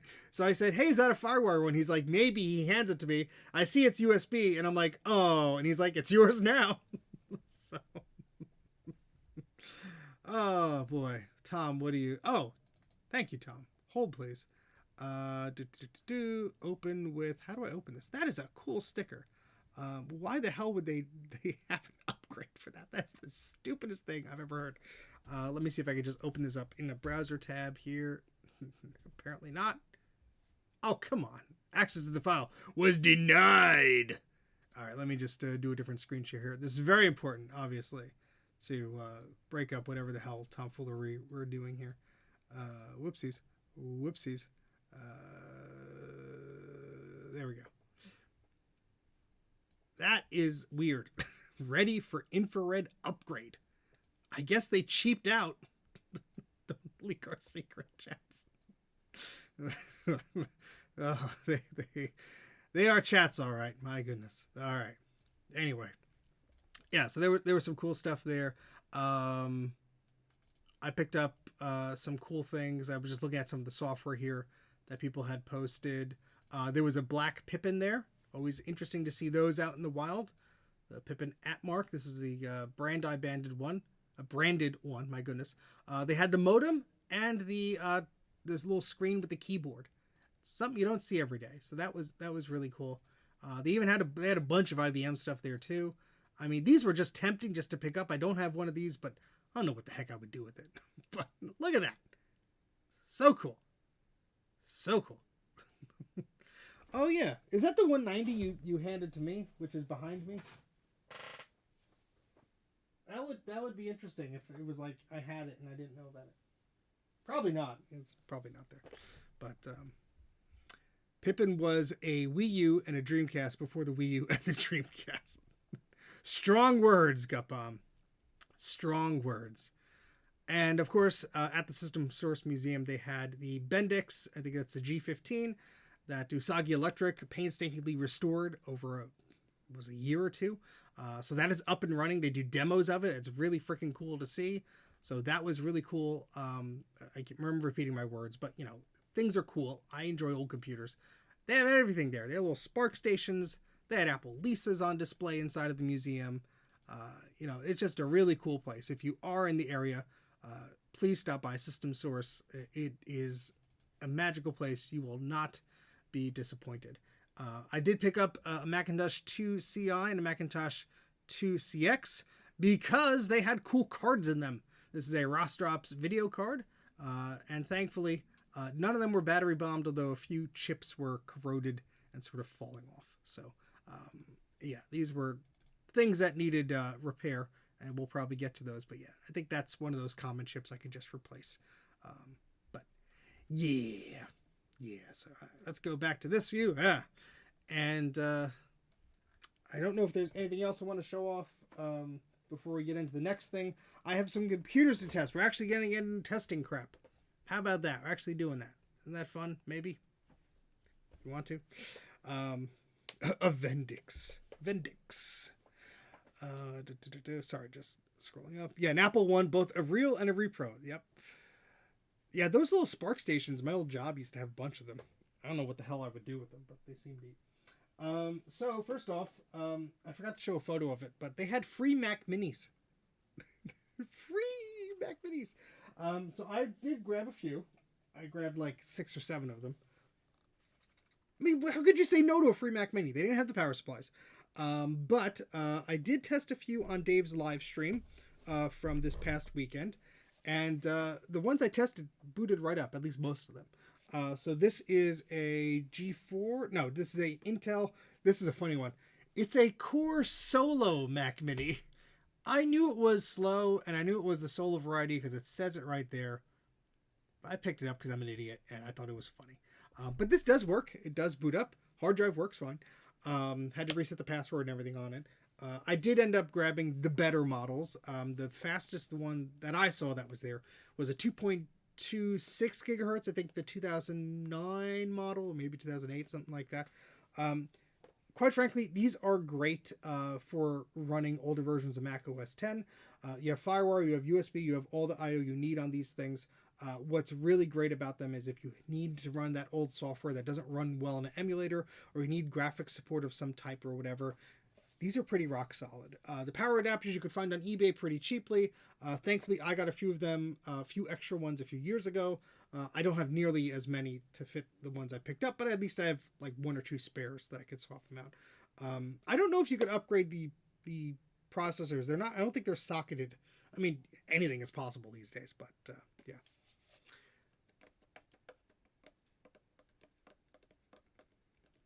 Oh yeah. They are socketed. All right, I assumed they were not. Well, shows the hell I know about these things. But yeah, I wanted the slowest one because shenanigans or whatever. And then this one, because this is all Tom Barber's fault because Tom was digging through them back in November at the first event, and there were some G4 Mac Minis there, and he said, "Oh, I don't think there are any left." So I was looking for them. He reminded me. The G4 ones are easily visible because they have a built-in modem. This was the one that was in the whole stack. We went through all of them. Sadly, I plugged this in. Fans come on. No chime, no video. So something funky is going around with this. Maybe something just got misplaced internally or got shaky or whatever. But it's funny that this is the most yellowed one. The rest of them look like they were in pretty good shape. Here's a fun one. Early Mac Minis use mini PCIe for the airport cards. You can pull a full PCIe slot off and run a second video card. Oh man, that is nuts. I love that. I love that. Yeah, I remember taking one of those apart and it's like all sort of modular there. But this one has a bunch of dust in it. We'll have to open that up and get those to work. But what I wanted to do is go through some of these PowerBooks because I have some power adapters here. I went through some of them on Dave's stream. Some of them I did not go through. So it'll be a surprise for some of us who weren't there to see if some of them worked. I can't remember which ones worked. I didn't label all of them. But I am curious. So I need to find my power supply here. And after we do this for a bit, we'll dive into that Macintosh 2SI that is filled with rust. And I'll see if I could free that new bus slot from it. I'm not going to recap it. I'm not going to ultrasonically clean it at this point. Because that thing requires a lot of love. But we'll at least play around with it a little bit. Let's see which one I have here. Whoops. As I'm yanking the power cord. I'm recapping it. What is there to recap? There's rust. There's rust. All right. So the first one here has a red label. I put some tape on here because the clamp was bad. The lid or whatever. I think these just power up when you plug them in. So let me get this into a position here. Get a tetanus shot, yeah. All right, so this one has a floppy drive. Let's open it to see which one it is. It's a 1400C 166. It has a red label on the back. This was from the $10 pile. The latch is completely broken off, so there is no latch there to keep it closed. Let's see if she works. Power goes in. Oh, we got a chime, and there's the video out port on this one. I don't think I have any with Ethernet, but let's see if the screen works. Don't hear the hard drive.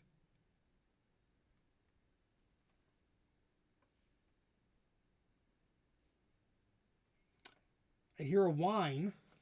Oh, there we go. Screen came on. Got a cursor. Oh, and the hard drive. There it goes. It was not happy there for a moment there. But it's booting up. Who wants to guess the operating system? Who wants to guess the operating system on these suckers? DeFore is going to cheat due to experience. But, oh, this is slightly different than that. But who wants to guess the OS that's booting up?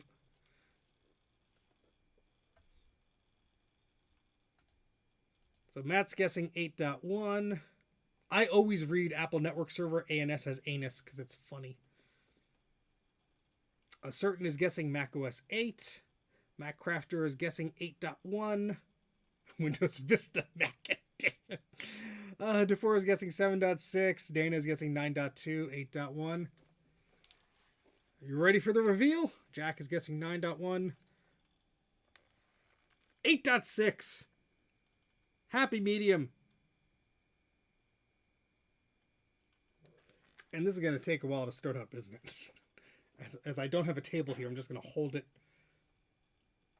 That's a nice screen on this, though. I mean, the passive matrix ones are okay in a pinch, but when you see the active matrix ones, oh, they're just lovely. I love 8.6. I think it is the best operating system for a bunch of Macs. Some of them just get very wonky and unstable with 9. I love 8.6. I think it's a phenomenal choice. If you plan to remove the video card, the cosmetic surrounds are really easy to break. Ask me how. Oh boy. Yeah, I don't think I'll be doing that. But that's good to know. Yeah, it doesn't look like that's fun to remove. All right, so this is a 166 megahertz model. I think that was the top of the line there. And let's see, the desktop is slowly loading here. No icons yet, so it's still thinking about it. Well, okay, so System 7 is great. System 7 is great. But the later the releases of System 7 had more PowerPC native code. Mac OS 8 had way more PowerPC native code and eventually dropped 68K machine support overall. So there was more 68K like emulation things going on in the code base for 7 and 8. But generally speaking, the newer the machine, the later the operating system you're able to run, and it cuts off the previous one. So like a PowerMac G3 could theoretically run 7.1 with all the chirp stuff, 7.6 with all the chirp stuff we figured out. But Mac OS 8, 8.1 was the standard for them. And so this being a PowerPC machine, they came with, I think, 7.53 or 7.61 or something like that. but you know, people would upgrade to the operating system to give them more capabilities and more apps and stuff like that. I do 8.6, my favorite setup. Unfortunately, it's a 68030. Oh boy. All right, so look what opened up. AOL Instant Messenger, the Netscape branded version. There's no username there, so I guess they never turned this off. Let's see what version this is. Version 3.075 ON for Macintosh. Let's close that out. Let's see how much memory is on this sucker. About this Mac, 64 megabytes. Hey, that's not shabby at all. Oh, I love AOL Instant Messenger. I spent many an afternoon after school wasting times with my friends on AOL Instant Messenger. Yeah, I am shocked. I was expecting 16 megs of RAM. Oh, that's great. Somebody turned on the simple finder preference. So I gotta turn that off. That's where all the buttons, all the icons are buttons and yeah, weird stuff like that. All right, there we go. Yeah, so this works. Somebody put a document called Hi on the Apple menu. Let's open this up. And it's blank. Hi. Oh boy. Is that enough power to run 10? No. Double 24s or 32 or 16. Either way, a win. Yeah, honestly, I'm happy with that. I did not expect that. My goal with buying, and I bought, there's like half a dozen of them here. My goal with picking up a few 1400s was because I was scarred as a kid. We had an eBay purchase, PowerBook 1400, and the seller scammed us. They basically sent us a machine, had corrosion all over it. Being the hoarder that I am, collector, I still have that machine. And who knows, maybe the screen works. I forget exactly which one it was, the 1400C or the CS. But hopefully with parts we could get one working again. But I think if this is judging any of them, they might all just work. There is a card in here, and pushing the eject button gave me an error. Did you freeze up? It froze up. It did not like me pushing that button at all. Oh boy.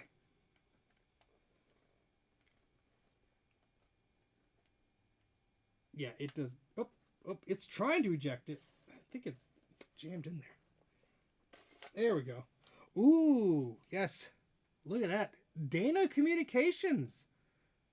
I have a bunch of like AT&T and Intel cards. I never had a Dana Communications card. Well, that's cool. Yeah, Finder button view mode. Yeah. Ooh. That is cool. All right. Well, this system froze. So we're just going to unceremoniously unplug it. The hinges are making noises, as to be expected. Let me put that blue tape back to keep this thing closed. But hey, this might be the top of the line one. Get a marker here and write what this is. So Mac OS 8.6, I said. Oh, you have the DVD player PC code for the G3. That's awesome. 166 megahertz, 64 mega RAM. I forget how much hard drive it is. I didn't look that up, but probably a gig or two. And this came from a Metro Catholic school, apparently, because of it's etched in on the bottom of that. So, all right. Oh, these are heavy though. Heavy laptops. OS 10, both G3. Oh yeah. Oh god. Anybody who's run those early versions of Mac OS 10 on not a G3 processor, you are in for a world of pain, my friend. Why? I get it. Back in the day, people were trying to push their machines to do more, and it's it's fun to experiment and stuff. But like, ooh. I think some of these I already went through on Dave's stream. This is a different machine. I'm not going to give away the specs, but we will plug it in. This is a PowerBook 3400C. And it's missing the door on the back. But I think mine has it in there. Oh, I don't want to give away the specs.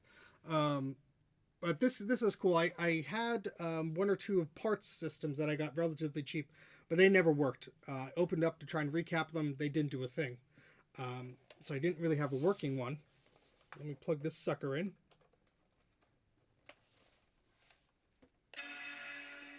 This one chimes. Speed roulette.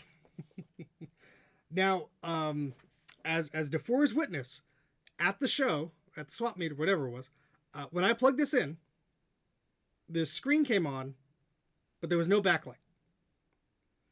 And it sort of sat there for a second. I'm like, oh, well, you know, I'll get it for parts or whatever. And eventually, though, there it goes. Eventually, the screen does come on. It's very, very temperamental. And eventually, the hard drive spins up. But I thought this was totally dead. So I was very, very surprised when I brought it home and I tested it out on Sunday. And it did work. This is the 180 megahertz model. Only 16 megabytes of RAM, though, with Mac OS 9. Ugh. Why people did that. But I think there's a 1.5 gig hard drive or something like that. Hey, Saul, how's it going? Doing well. Hope you are doing well, too.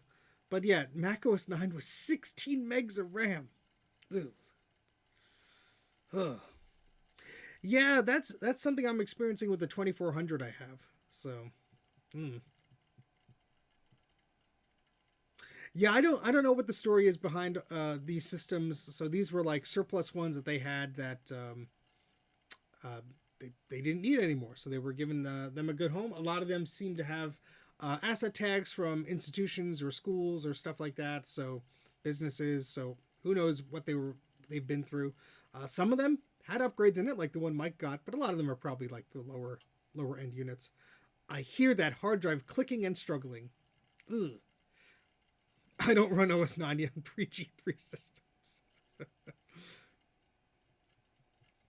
Hey, 72 megs ain't that bad. I mean, the original iMac shipped with 32 megs. That had, what, 8.1, 8.0 on it? So I'd say 64 megs is okay with OS 9. Obviously, the more you have, the more apps you can run, the smoother it'll run. But like 16 megs? Ugh, jeez. Like, terrible. Yeah, a good rule of thumb for these. Oh yeah, the battery should be removed. I think I put tape on it on Dave's stream. Let's see if I remembered. Trying to do it one-handed. I'll check later. A good rule of thumb with these systems is to run the original release or one or two versions up. So if it came with 7.5, 7.6 is fine. Even 8 is fine.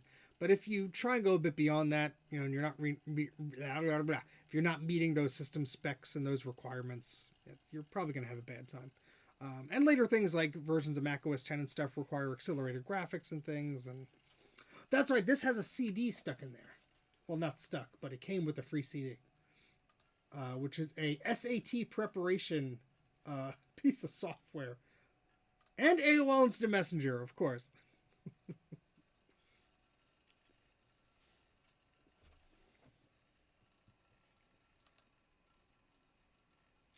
This is slowly getting there. I can't even click anything on the desktop yet. That's 16 megs of RAM.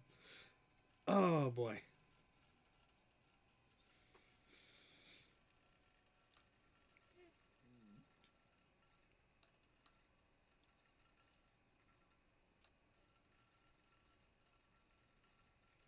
Slowly loading up about this computer. There we go. 16 whole megabytes of RAM. Yeah, we'll see if these hinges are any decently preserved. I don't know. Some of these systems were in pretty rough shape. But hey, it boots up. I'm thrilled to have a working 3400. Did not have a working one before. I want to continue my Vintage Apple Basics series and do a video about PowerBooks, but I didn't have any freaking PowerBooks that were working. You know, I could just talk about them, but did I accidentally click restart instead of shutdown? Well, that's going to be a pain in the butt. Either way, we'll close this in a second. Yeah, that's the thing with these ones, the IDE drive internally. Where's the power cord? They can be a pain in the butt if the hard drives go, because some of those SD card adapters are crap. But yes, some of the compact flash ones work well. I used one of those in I think it was a compact Armada I had. But, oh, yep, there's the battery. No corrosion. How about that? Squeaky clean in there, too. I should probably just put some blue tape over that. Yeah, not a bad idea. Just, you know, not tempt fate here.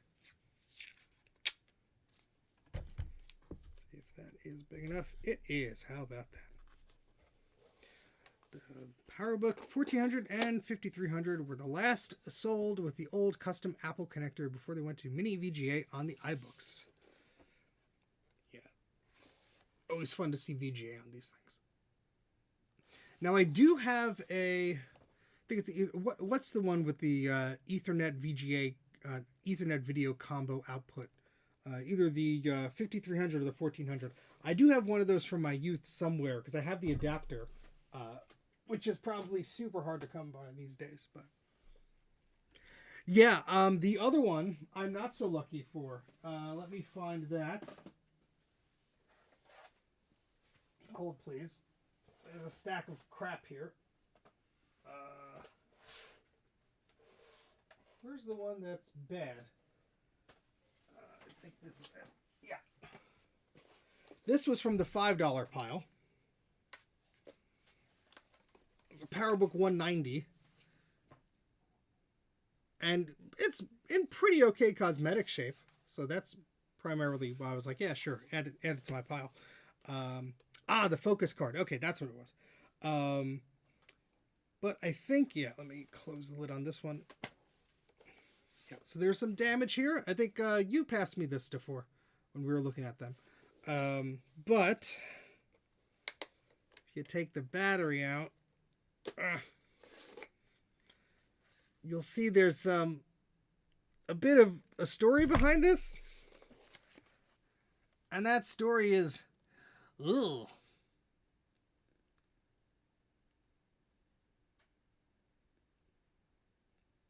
Ugh. Yeah. So, certainly there's corrosive material on the battery connector itself, and that PRAM battery is not looking so hot either. Oh boy. So, yeah, certainly put tape over that battery. We'll not be plugging power into this until we could, take that apart, maybe ultrasonically clean it. The screen does look like it's in good shape. So, yeah. But you could taste the copper. It does have the little door, which I could hopefully open without hurting it. Come on. Come on. It does not want to open. Maybe I'll just leave it alone. Yeah, it does take the slightly funky power adapter that the 5300s took as well. But I'm not plugging that in. No, thank you. No, thank you. Oh, goodness. Huh. I'm going to go fill this up with water. Give me one moment. I'm going to be right back. And when I click this button, sometimes the music is a little louder or softer on this little waiting screen. So just be aware of that. I'll be back in like 2 minutes or so. Go get a snack. Go do something. Just be right back.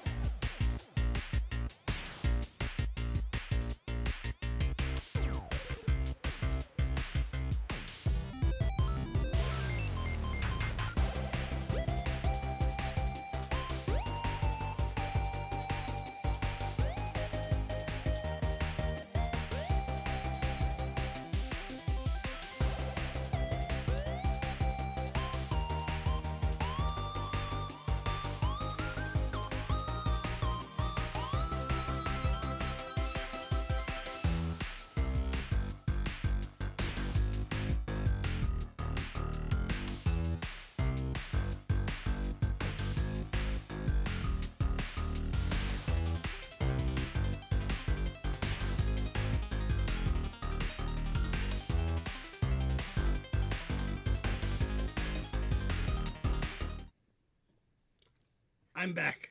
Hello. Yes, that Apple IIgs setup. Oh my gosh, that is very old. So I used to have a few different pieces of furniture here. Before this area had sort of like a shelf here, and then to the left I had the desk that's here now.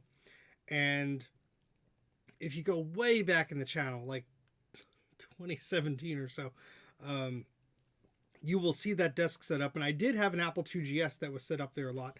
And it worked great until the reefer cap exploded on it. And so I put that power supply back together, and it still works now. But, just one of those things. I'm very interested in Apple products and the Mac and all this stuff. And but the Apple II was something that I only really had a passing knowledge of because my... I don't think even my elementary school had them.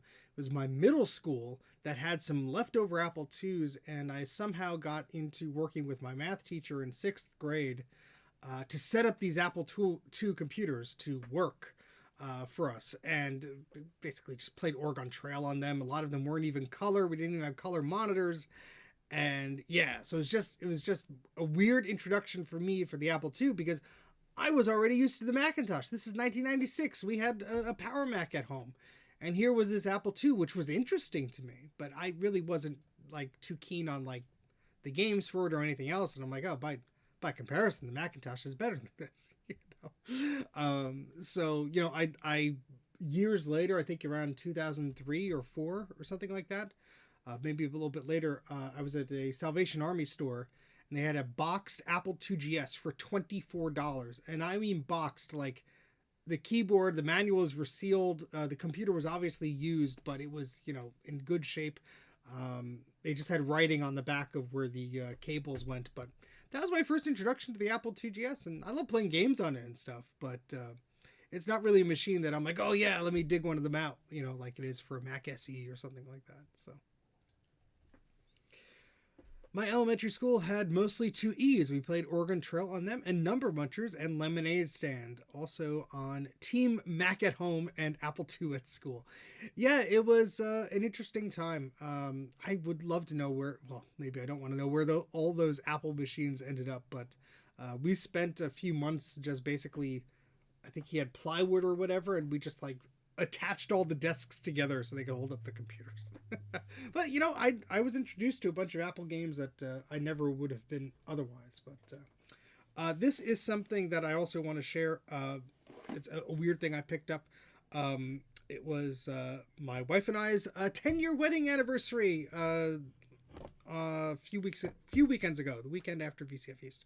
And so what did we do? Well, we went thrifting and had a little staycation thing and went around and had fun.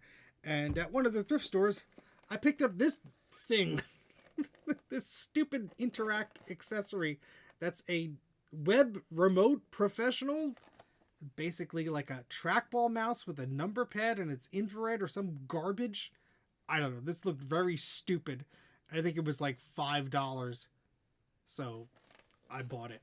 I might do a video about this one day. Who knows? But it looks like a phaser. How stupid is this thing? But yeah, all of $5. I figured, what the hell? It looks neat on the shelf. But someone did rip off the UPC code, and there's another one on there. So I'm guessing this was all like surplus stuff or something. So yeah, that's a weird thing. A weird thing. Yeah, exactly. It screams repurposed garbage that we need to sell and sell quick. It does, yeah, because it does have that going on. Let's see the buttons here. We have up, down, left, right. We have an X and a square, and like a page up and page down type controls here. But I love that this is the professional model. Like, I guess it's good for like presentations and junk, but like, who the hell would use this when you have a mouse on your desk? Yeah, professional. Yeah, I don't know. It's used with any Windows program. Perfect for either left or right-handed users. Ideal button layout for desktop and handheld use. Microsoft Internet Explorer 3 and macro program included. 15-foot range, 18 programmable shortcut buttons. Yeah. Anyway, that'll be a thing, I'm sure. I encounter. Sony should have sued them. Is there a date on the box? Let's see. No copyright date. No, nothing that's visible. IBM PC compatible. Model number is SV-2020. Ideal for web browsing and wireless presentations. Yeah, I can get the presentations deal of it, but it's not professional unless it has NT drivers. Oh boy. All right. Oh yeah, here's that Sony Spressa optical drive. Mr. Sean of Action Retro handed this to me as he was walking to the free pile. The reason I wanted to grab one of these is I have a Firewire one. I love the aesthetic of it. These little green teal bumpers. This is obviously the USB version of it. But one of our very first external CD burners was in this very similar form factor. And so I love this. And I have a bunch of Macs in my collection. I have a bunch of PCs in my collection. I'm mostly focused on collecting weird stuff like this now. Because, I don't know, it completes the setup. You know, you have a external magneto optical drive or a CD burner or something like that. I just think they're cool. Oh, nice. Yeah, you have Sean's Pro keyboard. Excellent. We all have a bit of Sean's crazy crap in our houses, don't we? Oh, nice. That's really cool. Scuzzy CD burner that uses that case. A development one. That's really cool. That's awesome. All right. I kind of want to see how bad this 2SI is. I'm going to have to clear some space off my desk. So you just got to give me a moment here. While I do that, if anybody has any questions they want to ask about, I don't know, computer stuff, you're welcome to. I will try and answer technical questions as best I can. What the hell is this? Oh, I see. Just put that there for now. Yeah, so we're just going to kill some time as I make some space for this thing, because I was not really planning on working on this. But speaking of iPods, they also had iPods. I think they were 3 for $10 or something ridiculous like that. These were the mostly the 4th generation iPods, but they did have some iPod photos, which I never had. I always wanted one. These obviously came out before the iPod video, but the idea of having an iPod with the color display, to have color album art, I just thought that was so cool. And obviously I never had one, but you could sort of tell them apart because the screen size is different and the reflection of the screen is a little bit different. But they were right by the table where you check out. There were 2 or 3 bins at the bottom. Some were iPhones and some were iPods. And I'm like, I didn't even notice them, honestly. Someone mentioned, hey, look, iPods. And I'm like, oh, where'd you get that? And they explained. But I thought that was really cool. I did test a few of them. Some of them did sort of show signs of power. And others were just like, powered on an Apple symbol for a hot second, then shut off. Yeah, they were in the warehouse. So who knows if I could get any of those up and running again. I think 90% of the time with those, they are issues with the battery and the hard drive. So hopefully a lot of those can be salvaged. I certainly am not going to keep all the ones I have because I do not have a need for that many iPods. But I was telling a coworker this, and they already were like, hey, hit me up. If you got a spare iPod, I want one. So let's see. I have the original iPod 3rd gen, little store display. Oh, that's cool. That sounds great. Yeah, I got the 1st gen iPod when they were on clearance. They were lower cost for the holidays. There's an ant walking on my desk. How the hell did it get there? Well, it's near the window. Whatever. I'm too lazy to get up. Maybe one of the spiders will get it. So I got the 5 gig model. I think it must have been after the 10 gig one came out and the 5 gig was slightly reduced or something like that. Because my parents picked it up as a Christmas gift for me. And I remember this fondly, and then we were clearing out their old stuff, and I found like the the Apple payment plan documentation that they had gotten to pay off this iPod for me, which was obviously very expensive back in the day. But that was my first iPod. I thought it was great. I filled that thing up with so much music and junk, and I loved the games on it, and that you could put contacts on there, sort of like a little Palm Pilot type thing. And later on, I got the iPod Video. I think I went straight to the iPod Video. A few of my brothers had the 4th gen iPod. I was always very much into the Macintosh and stuff like that. My brothers weren't really into computers as much, but the iPod became such a cultural thing that they got, they obviously wanted one, and they got the much later units that they came out with. Yeah, there's a lot of SD adapters and stuff that I was seeing, so yeah. Yeah, AliExpress batteries. Yeah, there's Elite Obsolete Electronics, I believe is the name. Very cool bunch of folks that sell parts and stuff like that that they vet and that they've used before. So I will probably be purchasing some stuff from them. I am running out of space to put my tape. I'll just put this on one of the shelf pegs here. Sorry, folks. I'm just cleaning up a bit here as we're chatting. And yeah, hopefully I get some good parts from them, because I would love to get some of these up and running. Yeah, Elite Obsolete are great. They are fine folks. They do some fun videos too. I found their store first, didn't really know about their YouTube channel. And they were so kind, they sent me an iPod, not an iPod, a 1st gen iPhone. A while back, I made a whole video about it. I was super happy with it because I originally had a 1st gen iPhone. And I won an iPhone 3G from Leo Laporte when he did his post Screensavers podcast, whatever it was called at the day. I don't know if it was This Week in Tech. I think it was before that. He was doing it on Ustream.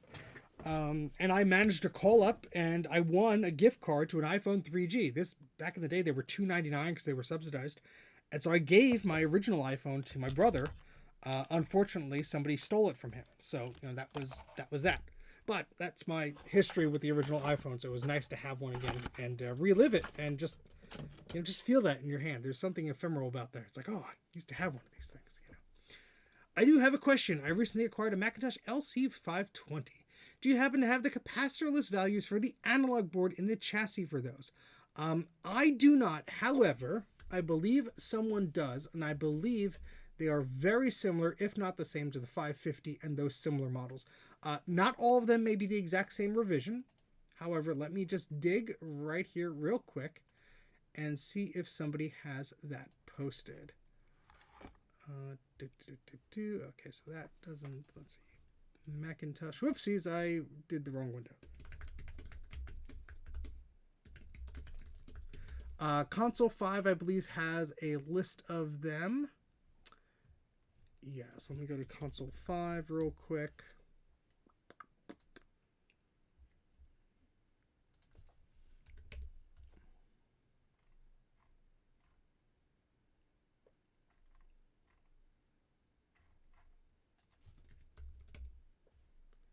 Yeah, here we go. So we have an analog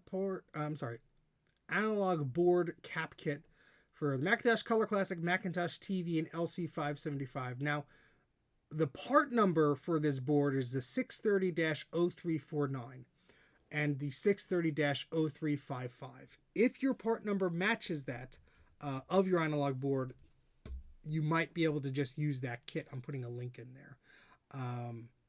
That's great that it arrived undamaged. That's the real challenge about those systems. So I'm just catching up on the chat here. First iPod was a 5 gig 1st gen for Christmas too. Secondhand on eBay. It died horribly accidentally getting dropped on a jog years later. Oh no. Yeah, so hopefully you could take I think it's like 4 or 5 screws out of the back, slide that off, and just peek inside and see what analog board it is. If you cannot find the information for that, let me know. You can email me at mac84tv@gmail.com. There's a few other MacCap websites. There's, of course, recapmac.com.au. That's Bruce's website. I do not believe he has an American LC520 there. But there's also, I think it's macdat.net. I'm going to put that link in there too.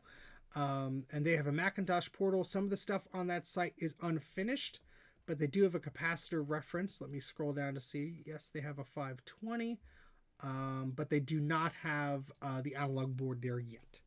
So there's some of the stuff to look into there. Well, MacDad has a lot of desktop stuff there too, which is why I mentioned them. They have a lot of logic boards for the classics and the SE, SE30 and stuff like that. But yeah, there's so much variance and things like that that not everybody has everything. So just some sites to help you out there. All right, so we do have some space in the desk here.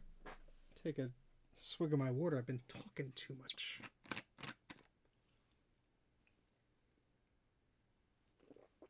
Yes, DeFore makes an excellent point. Console 5 kits, what they do is they have capacitors for that can replace the capacitors in your unit. However, before you remove any capacitors, you should draw a little diagram. I have some examples on my website that I've done. Just draw a square, a rectangle, and just write where the caps are and what sizes and all that stuff. Because they will often give you capacitors that are similar and are compatible, but they may not be the right value you're expecting. So if you took out a 16 microfarad 25 volt capacitor, they might give you a 16 microfarad 50 volt capacitor. And in some cases, they might give you ones for different revisions. They might give you extras. So, you really just want to make sure you know what you have before you start ripping caps off your board. And you also want to double check that you make a list of the caps that you get in that kit. And you sort of have to do some mental gymnastics. You can make a list or a spreadsheet or whatever to compare. But, I wish their wiki was a bit better. It's gotten better. Some pages are more fleshed out. But sometimes it's like, oh, yeah, here's the caps we give you. We may give you other stuff because it's whatever they have. So just make sure that you understand what you have and what you're receiving so you don't mix it up, because once you have the thing half ripped apart, it's very easy to put the wrong cap in the wrong spot, because they could give you a capacitor that works for one and then you realize that, oh, that was a higher value version of whatever they're giving you. So yeah, DigiKey is great too. Console 5 is great if what I do is I use Console 5 when I need analog board caps, because I don't know how, probably because they're doing such big bulk orders. Their analog board cap kits are cheaper than if you would get them yourself from Mouser or DigiKey. I've priced them out for like Color Classics and Mac Pluses and stuff like that before, and they're always cheaper. So I just ended up getting parts from them. But if you're doing a lot of recapping work, if you already have some of the caps on hand, yeah, DigiKey and Mouser is the way to go. Yeah, you got lucky with that 520. Most of them just arrive exploded. Have you seen any possibly prototype Macintosh LCs on eBay? Some of the chips in there? Yes, I've seen some of those. It's always interesting because a lot of those LCs are just like, we have low stock. We just need to ship these out. And, unless the case looks different, they were probably just sold as standard units because they were probably so far along in development that they were final hardware. But I have seen some of those before that have different stickers on the ROMs. If the plastics were smooth or they had other like differences there with the badging and stuff like that, they would be much more rare, but it is quite common to actually see some of those. Yeah, before saying the same thing in the chat. Yeah, all right, so let's get this 2SI on the bench here and see how horrible this is. My guess is very much so. Oh, God. There's so much rust here. My main goal is I just want to detach the... so I'm just going to set up the camera here so it doesn't wander too much. Yep, there it goes. I want to see if I could remove this thing. Let me get some prying tools. 1 second. Ow.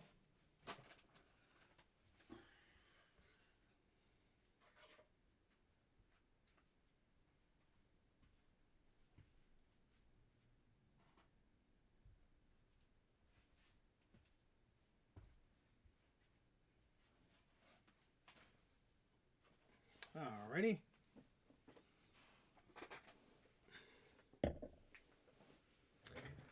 Okay, so this is sort of an L-shaped thing. It is socketed in here, and then there are these little screw posts And these I don't think are actually turning. Or if they are turning, they're not turning the way they should. Oh boy, so this is really in horrible shape. Yeah, I don't think it's gonna help. It might help to take the fan out, but really, yeah, tetanus shot, don't I? But yeah, this thing has seen a lot. Where are my gloves? I feel like I need to be wearing gloves for this thing. Oh boy. Oh boy. I had some gloves. Where did they go? I remember looking at them and saying, hey, that's where I put my gloves. There they are.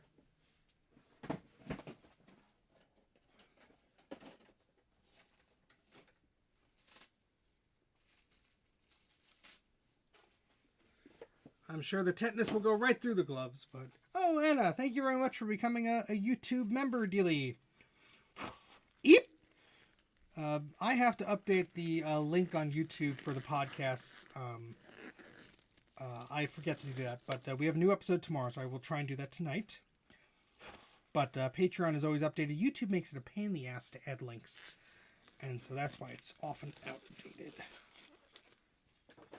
All right. Let's try and see what the hell we are dealing with here.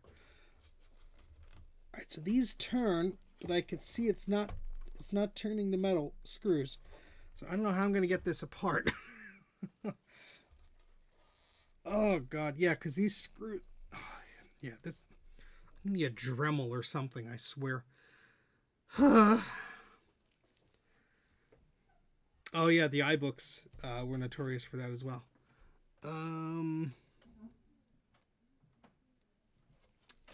Try and get this fan out of here. Oh, that's not budging really. This is always fun because the power supply has this. Let's see what we could do though. That's not thin enough. I'm gonna have to use one of these little screwdrivers.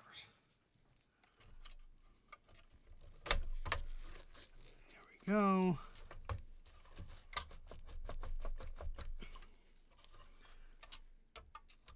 These are always such a pain in the butt.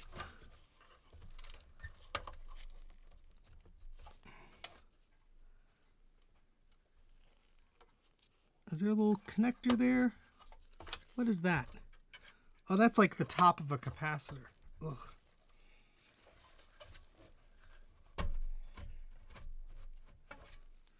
All right, well that side kind of lifted up. Oh, there it is. There's the clip. I always forget. Oh. Oh. Oh. Oh, God. Holy crap. Oh, man. That is bad. It's really bad. Oh, boy. Oh, boy, oh, boy, oh, boy. A genuine Sony power supply here. Ooh. I am putting this directly on the floor. Ugh. All right, but surprisingly, I mean, it's not terrible underneath there. Not the best, but not the worst. I think those sound chips might have survived. You lost all iron deficiency. Oh God, yeah. I think the battery is still wiggling around in here somewhere.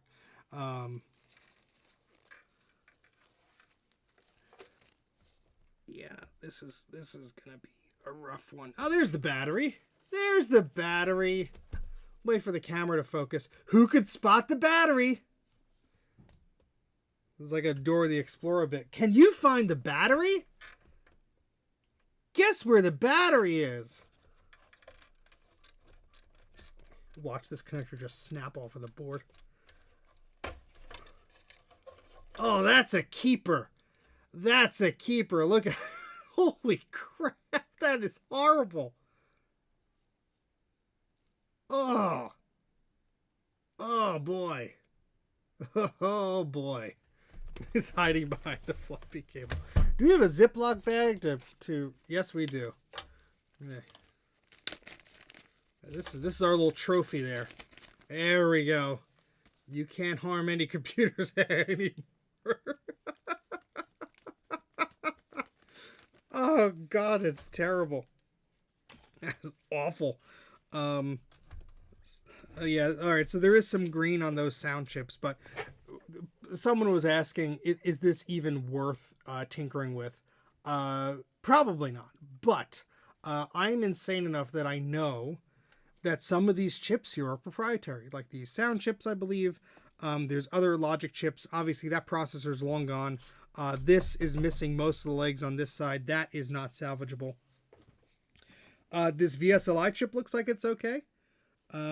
Most of this AMD chip, I believe that's for the SCSI interface, looks okay. The plastics look okay. Generally speaking, there is some horribleness going on here. Other than that, probably not much else is worth trying to salvage from this. There is is this the ADB chip? There's that Apple chip there. That looks okay. Honestly, all the stuff under the power supply looks like it fared the best. But that battery used to be here, and it exploded and went over there. Not exploded, but you know. I have to sneeze. Hold on. Oh gosh. All of this dust and crap is not helping. But yeah, this is certainly a parts machine for sure. I would not envision me being able to get this to work at all. I'm trying to see if I can get this fan out of here because it's so close to this. Yeah, I don't know if someone made a 2SI board yet. If so, this might not be the best candidate to scrape off of because I'm pretty sure there's some worse crap going on here. But yeah, this is one of those friction fit fan things that has like pogo pins or there we go. Did that snap off? No, it just came up actually. How about that? That was very violent to do it. But yeah, it has these little contacts there. And hey, the card came out. How about that? Let's see how damaged the card is. Hey, that looks like it's in okay shape. We got a working card here maybe. This is a 3Com Etherlink NB. Never heard of that one. Yeah, it looks like maybe it was just slotted in there. Not sure, but hey, that's a nice card. Let's see what we have here. Got some identification there. I hate those huge cards. I think they're cool. I mean, I'll totally put this in like a Macintosh 2FX or something like that. We have a little bulb. Is that supposed to be like a little light? Look at that. LD1. That's neat. That is neat. I've never had a 3Com Macintosh NuBus card. I don't think I've ever had one. This is the first. I love that it's blue too. That is cool. That is cool. I guess NB stands for something that I'm not familiar with. But look at that setup, the way they have there with the, so that's the PC AUI, not the Apple AUI, which is AAUI. Then you have BNC. So, you know, this will be great for those BNC networks I'm running. NuBus. Oh, yeah, that probably makes sense, Gupom. Wait, where were you the whole time? Huh?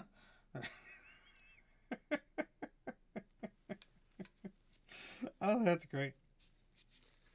That's awesome. All right, let's put that to the side.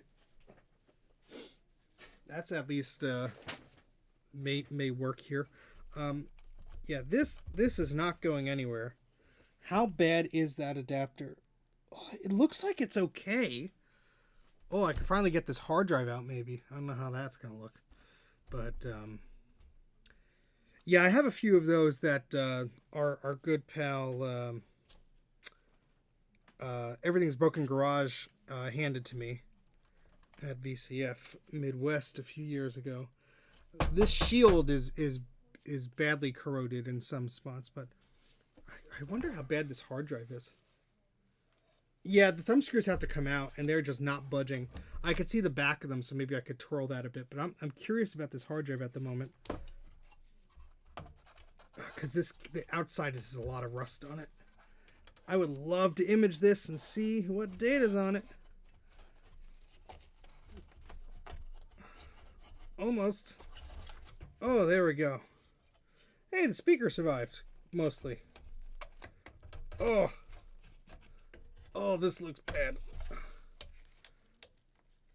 Exactly, Jack. Okay. All right. It looks okay. Looks okay. Where's ye old screwdriver?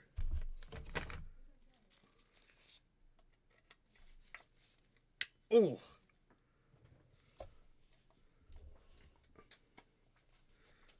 Disc locked? Yeah. A hammer will take care of that. You unlock your secrets to me.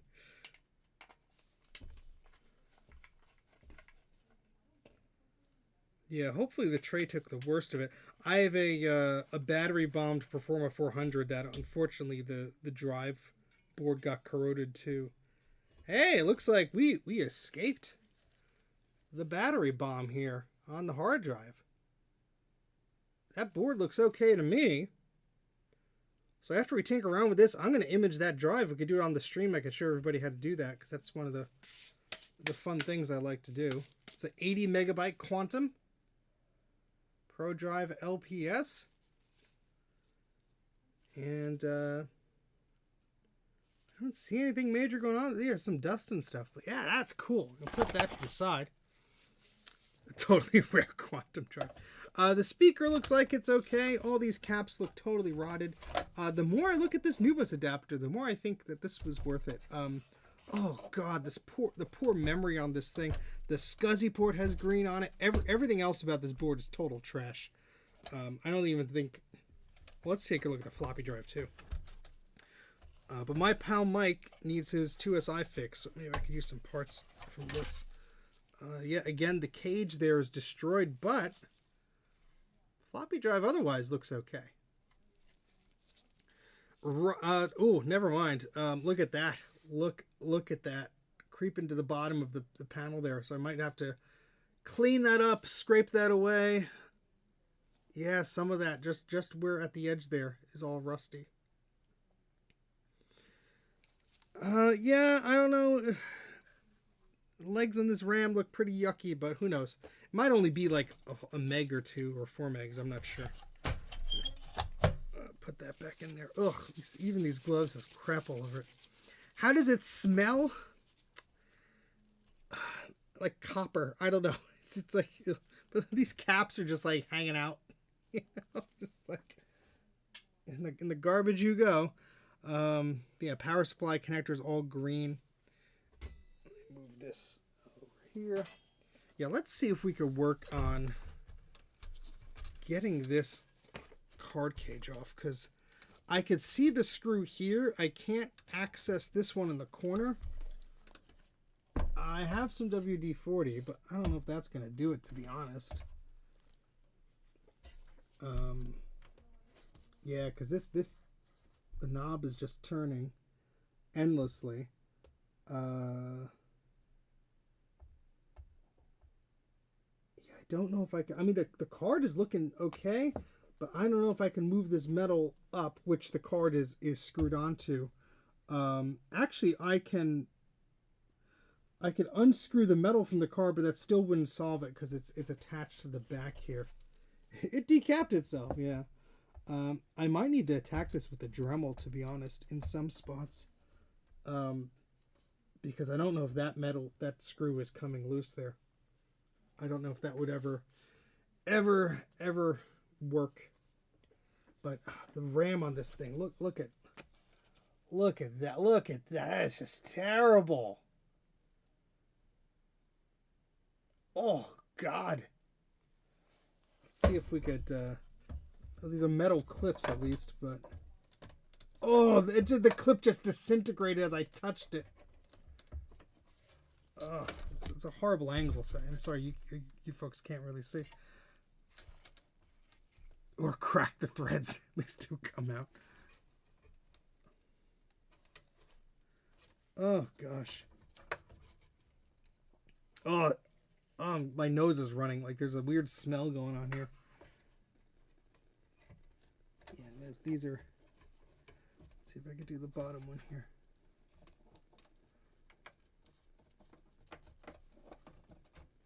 Drop the whole thing in the ultrasonic.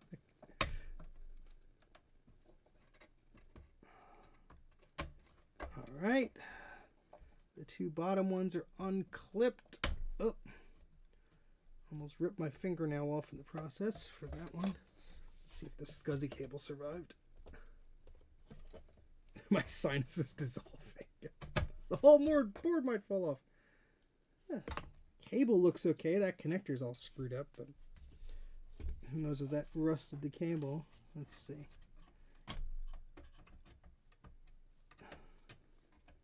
The whole springiness of this pin is gone.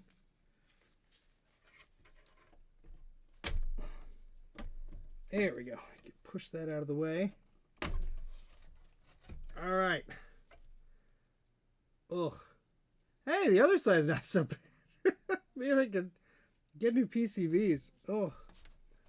Oh, this is nasty though. Ugh.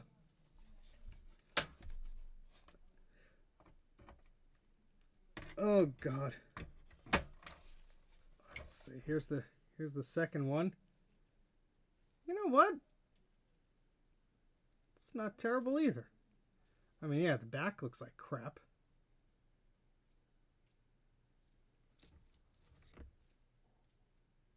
I think this one might just be a candidate to rip the chips off, but there we go. Go lick them. I'll let you do that work, Eric. Yeah, might be able to repurpose the RAM. I'm guessing these are a meg. Maybe that we have 4 megs total here. That processor is completely toast, and I don't think these RAM sockets are doing anybody any favors. Gosh, what a mess this thing is. Now it's just cute. Yeah. Oh gosh.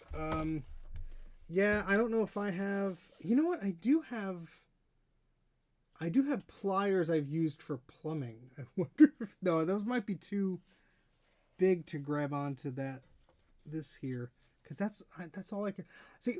Honestly, what I want to keep is the little rubber things here, because my 2SI doesn't have them. It just has the metal. And cosmetically, I'd love the little rubber bits. So I don't want to harm those. Toss it in the dumpster. I don't want to harm these little things. But I don't know if they'll just come off. I think they're like, yeah, they're like dipped all around or whatever.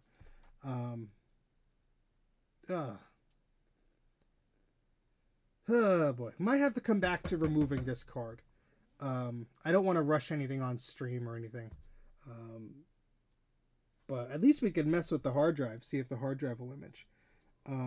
But yeah, this board, see, I mean, it looks a little rough, like there's some crap all over it, but I'm not seeing anything huge on it. The caps actually look okay on it. Set it on fire. Yeah, I do have some WD-40 and some blaster spray. So maybe I'll go outside and hose this thing down and just let it sit for a bit and see if that'll work. But yeah, I think that's going to give me the biggest trouble is getting those out of there. But thermite. But yeah, at least, you know, memory salvageable maybe. That Nubus card was pretty unscathed, which is cool. Look at that. You have a nice little pocket to put your memory in right there. Floppy drive, maybe the parts could be used. Let's see. We have some PALs here that don't look terrible. Yeah, really the worst chips here are whatever this MDU is, the memory unit or whatever. That's toast. UJ4 is toast. The 68030 is toast. Everything else might be salvageable. The SCSI chip looks okay. The VSLI, what is that? Their equivalent of the glue or whatever. That seems to be okay. The ASC looks to be okay. So a lot of the custom chips look okay, which is fine. Yeah, the FPU looks fine on the riser. Let me try and get a better view of that. Just bear with me for a moment, folks. I also don't want to get all the crumbs all over. Oh, there it goes. I was gonna say, I don't want to get all the crumbs and dust all over this thing. Oh boy, I'm trying to get a view of the riser itself. But see, the riser generally looks okay. Sorry, it's a weird angle, but yep, it's because the cable fell out. Yeah, so am I thrilled with this? No. But for $10, if I could get a Nubus card out of it, and that riser card, and little rubber things for the back of that, and a parts board, it's not a terrible price, and it went to a good cause. So, all right, let's put this piece of crap somewhere I don't trip over it. Okay. Now for my last trick, I will image this hard drive. But I left the parts upstairs. So let me put on the Be Right Back music real quick. We'll probably go for another 15 minutes or so when I image that hard drive, depending on how cranky it is. And we'll close out the stream then. But I'll be right back. Just give me 2 minutes. I'm going to run upstairs and grab that blue SCSI and the external power supply for the hard drive. And we'll see if this 80 megabyte quantum drive has any life left in it. So come back in a second. I'm just going to put the Be Right Back music on so I can run upstairs.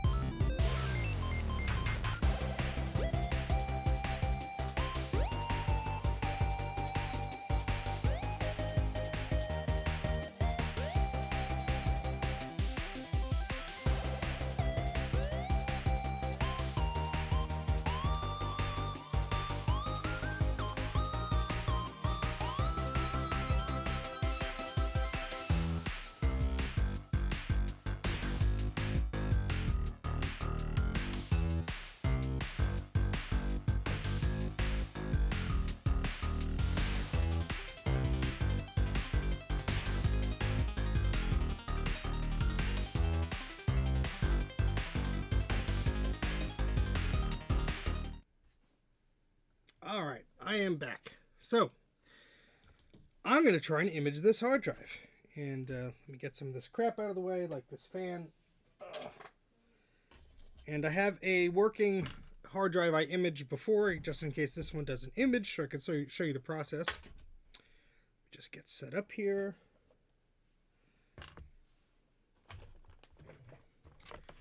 So we will need external power, and I'll show you the setup I'm dealing with here. Once I get everything situated. All right, I'll just need to plug this into an open power socket. There we go. Not precariously placed at all, I assure you. Okay, so let's sort of work here for our demonstration. All right. Do not hot swap SCSI. Bad things will happen. All right, so here is a Blue SCSI version 2.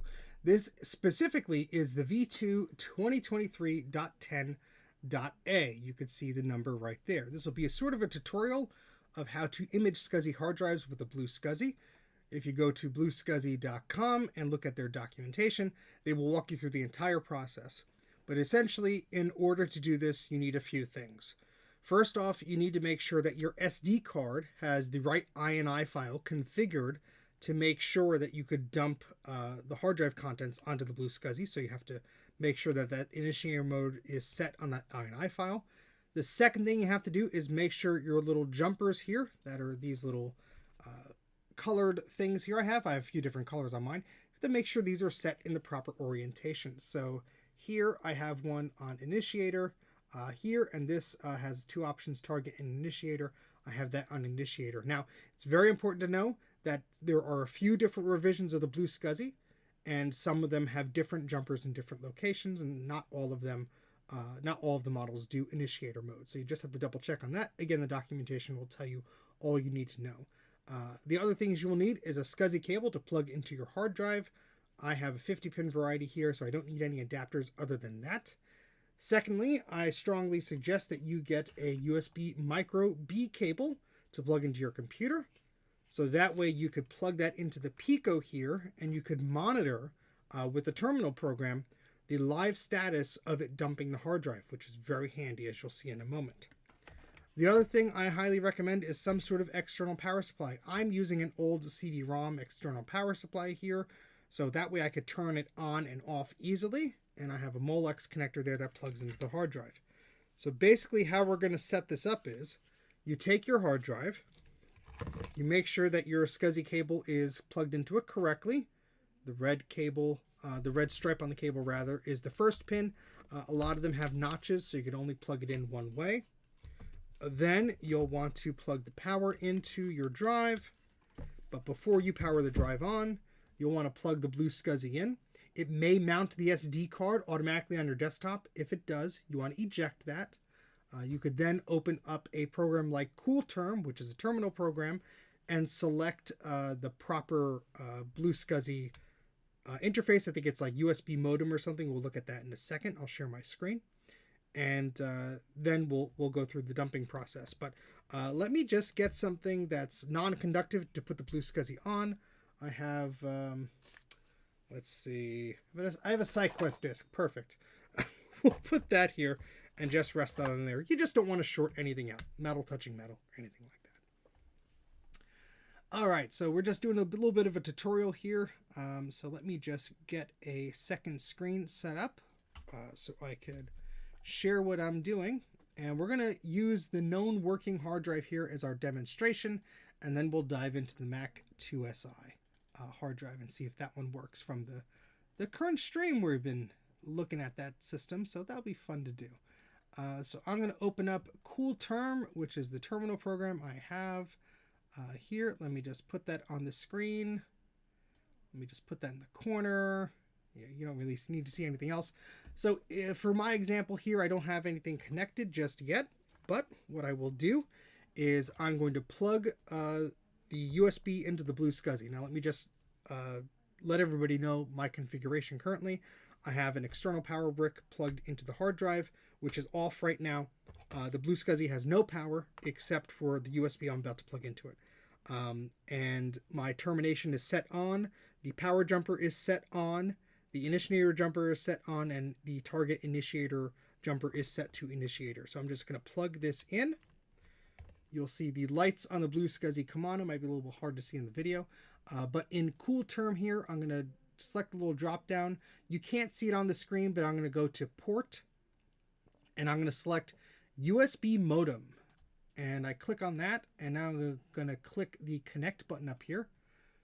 And you'll see that it is presenting the SD card as a USB storage device.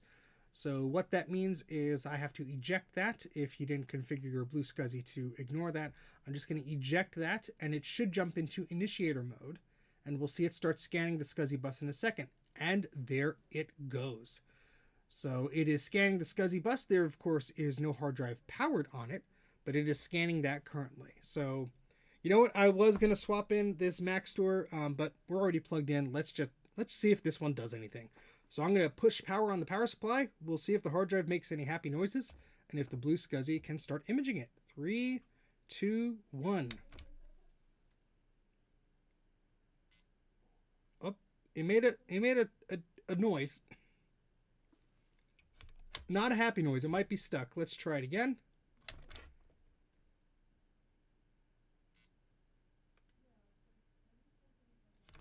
It's trying, but it is not happy.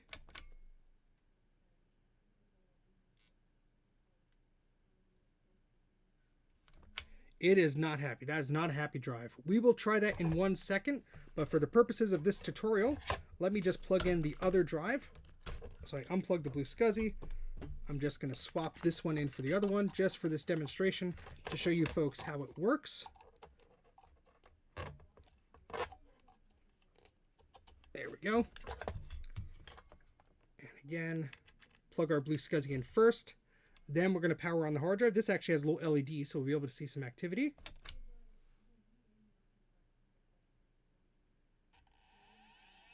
There we go. The hard drive spun up. We can see the activity light blinking on the Blue SCSI. Since we did push power to that Blue SCSI, I do have to eject the SD card from my desktop. I'm doing that again, so that terminal should update in a second. There it goes. Now, oh, look at that. It found the drive already, and you can see it is reading the hard drive. So we are about 5% done already. I think this is an 80 meg hard drive or something like that. I'm not sure the version of the firmware on the Blue SCSI Gutbomb, but you will have to go to the Blue SCSI website and make sure in the initiator mode documentation that you have the right version of the firmware. Because if you have some earlier versions of the firmware, you might not have that capability. So just be sure to reference the documentation above all else.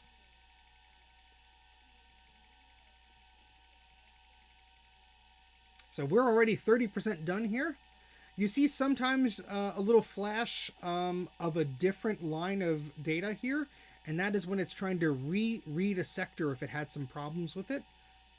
But right now it is doing a good job here. And we're almost halfway done imaging this hard drive. This is a Mac Store with a label of storage dimensions on it, which is pretty cool. Okay, yeah, I'm on the February 2026 firmware. So I'm on a pretty recent version of the Blue SCSI V2 firmware here. And for those of you just joining the stream, we're just doing a sort of a live demonstration tutorial of how to image SCSI hard drives using the Blue SCSI version 2. I have the desktop 50-pin version here. We're plugged into this SCSI Mac Store hard drive. We have an external power supply powering that drive. And look at that. We are nearly 75% of the way completed here. Everything's looking good. Obviously, the larger the hard disk is, the longer it will take. This hard drive is from September 1991. How about that? And yes, hey Jeff, how's it going? Cool Term is a great little app. I love it. All right, we're about done here. We're into the 90% range.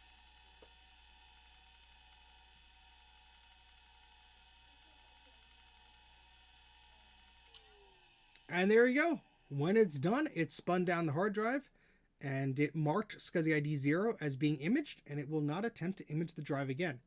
How cool is that? So now I'm going to unplug the USB power cable from the Blue SCSI. I'm going to turn our power supply off for the hard drive.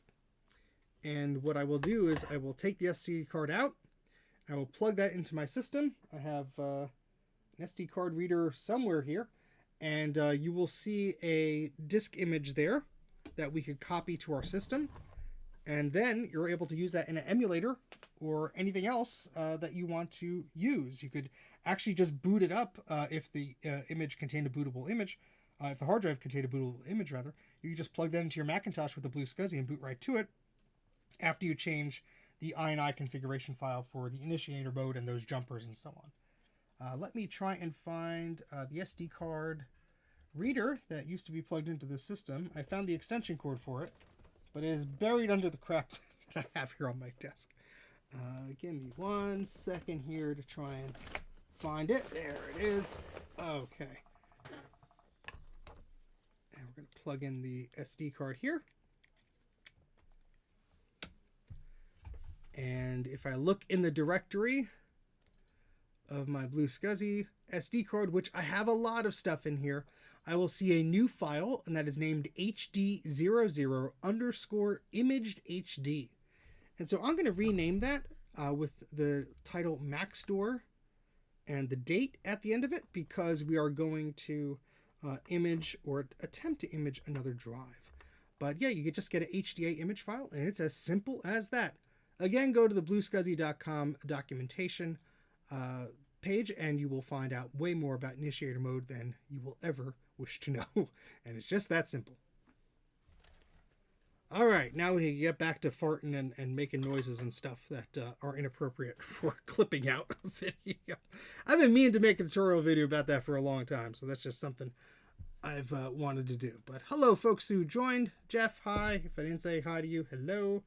And we're going to try and get this other hard drive working. So I'm going to put the SD card back into the Blue SCSI. We're going to plug in that problematic hard drive. There we go. We'll put that Mac Store to the side. This Quantum, let's do the little shake test here. I'm going to plug it in and give it power.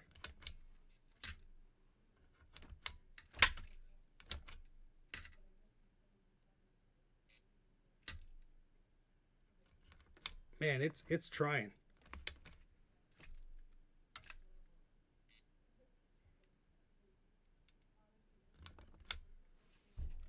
It is making sad noises. We might have to open this sucker up. Of course, we have a complete clean room here because, you know, we don't have crud from that Macintosh 2SI all over the desk. Oh, we'll do the best we can. Where'd that screwdriver go? Did I drop it? I probably did. What else do I do with my tools? I drop them. That's what I do. If you open the oven, it might break it. She's already dead, folks. It's already dead. Use this little screwdriver I have here. Obviously, this hard drive is not in a working state, and I just dropped a screw somewhere. So, we're obviously not going to hurt it too much. Oh, that's not happy. Let's try another screwdriver. I have a few, if I could find the darn things. Yes, CoolTerm is a serial console terminal dealie. If I did not explain that properly before, I apologize, but that's what it is. You could use other cool programs. You could use whatever program you'd like, but that's the one I use. Seems to work well for my use case. Let's see if this one.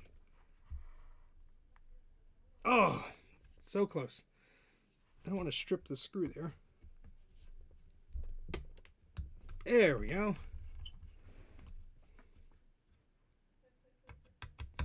Well, you might want to rewind the stream just a little bit. I just did a whole tutorial about how to do that FizzBin, and I think I explained it pretty well. So if you do want to just rewind a little bit, we're just going to be opening up this hard drive. Oh, there we go. And trying to get it going. All right.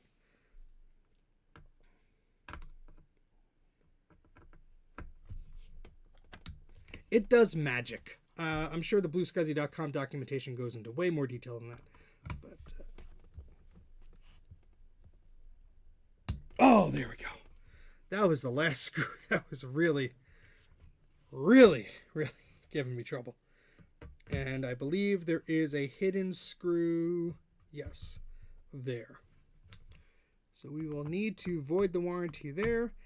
And there might... I don't know if we have to remove that one. I'm not sure. I haven't opened a Quantum in a bit. Yeah, lock tight. Yeah, I know. And it doesn't help that some of these screws have corrosion on them. Oh boy, oh boy. Yeah, it's really neat. I've had some pretty good success imaging hard drives, and I believe there's even some non-standard SCSI stuff in there. So you like image removable media like zip disks and I think even tape drives. Some of them are supported. So yeah, really cool to see this stuff. Makes my life easier for sure. Because sometimes, you know, with SCSI stuff, and anybody who's dealt with SCSI stuff knows this, you'll set up a SCSI drive and you want to image it, and you'll set it up on your Mac, and your Mac also has a SCSI drive, and then, you know, your drive you're trying to image has some issue and it just freezes the system on boot or some garbage like that. So it's sometimes you get in these weird situations like that. Yeah, it's a bit cleaner, where it just helps to have an alternative method at your disposal. So. All right, so I believe I have to remove the little dealie here. I don't know if I have to do that one, but I do unfortunately have to cut the seal, and so that's what I will be doing.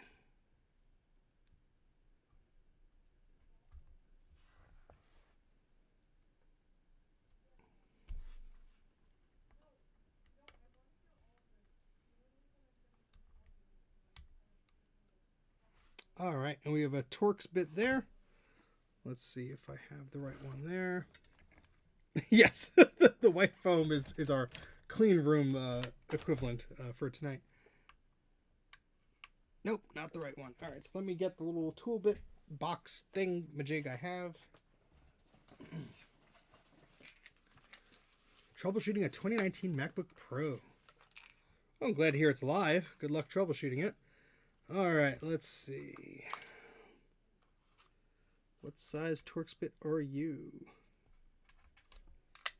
That might be it, but let's try. That was a 6. Let's see. Is it a 7? Might be a 7. I don't think it's an 8. No, it is not an 8. So it's either a 6 or a 7. The cleanest thing. Oh, Eric. All right, so that's a 6. Let's try the 7 first. Let's see if that makes a good connection there. Yep, there we go. All right, that screw comes right out. Now, with that removed, let's see if this lid will come off, or if we have to remove whatever's behind there.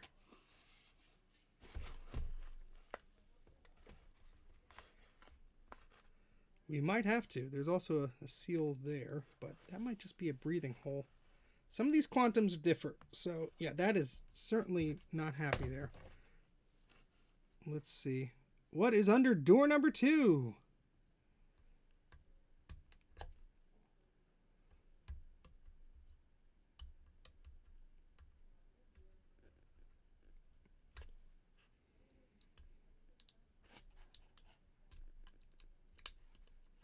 Yep, there is another screw there with the bolt on it. This is a T8. Oh, that is not coming out. But usually what I do here is I just turn the bolt. The little, not the bolt, the washer, whatever the term is for it. I usually just turn that. That's actually usually easier. So I think that whole screw is the whole mechanism for the head. You don't really want to mess with that if you don't have to.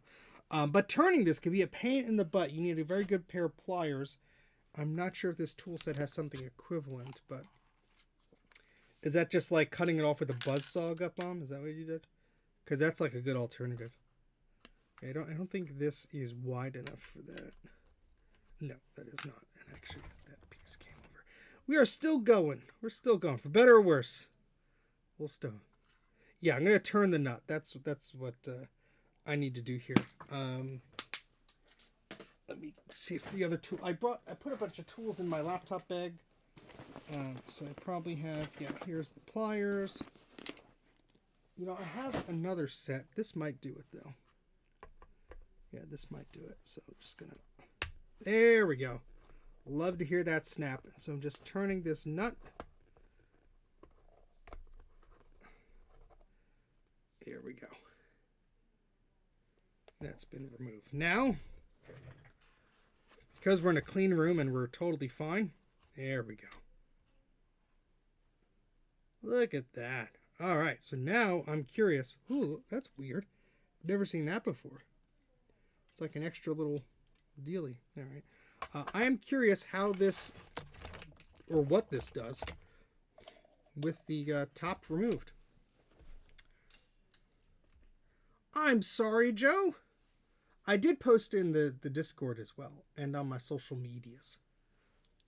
But I love you, Joe. You missed a very disgusting rusty Macintosh 2SI, and I did a little tutorial about Blue SCSI. And just to make you feel better, Joe, we love you, Joe, and you could buy a Blue SCSI at jcm-1.com.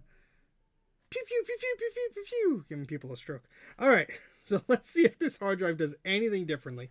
Again, this is the one from the 2SI. Let's see if it does anything differently with the cover off.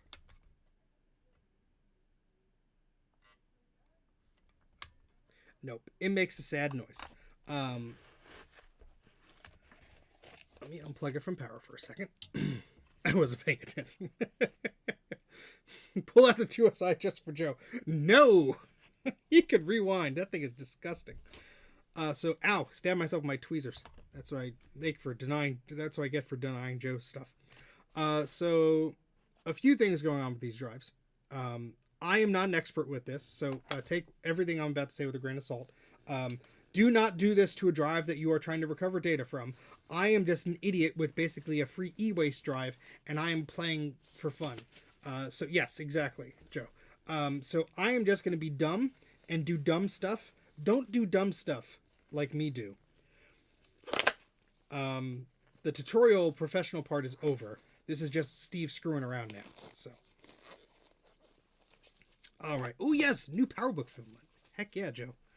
Joe does all the cool stuff. So we're going to spin it a little bit to see if it'll come to life.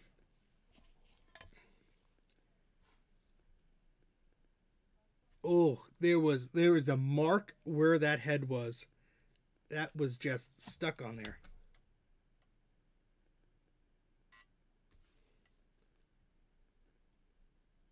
Come on. Come on.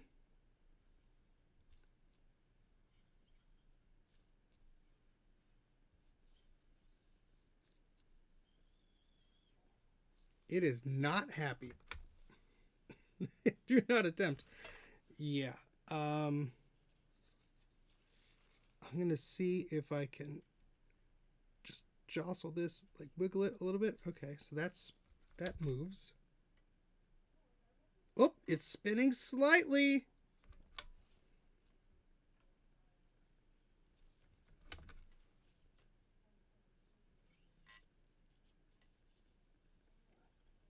Oh, this is sad.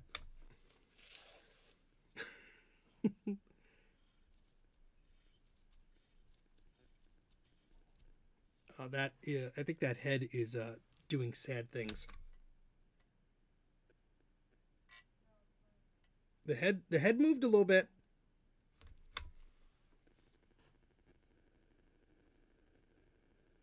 I think that head is making sad things happen to the drive.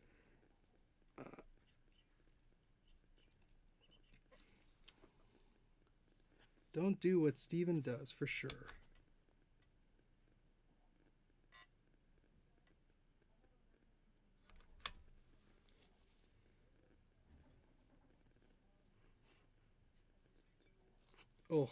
Oh, you poor little hard drive.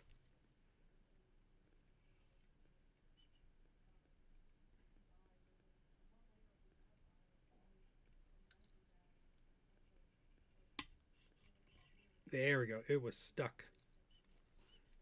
I think that was stuck on the side there.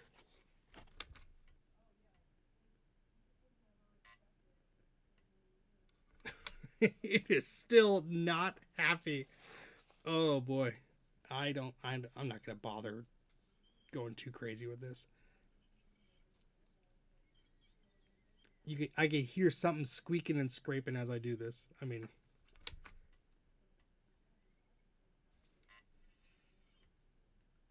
come on, baby. You can do it. Oh.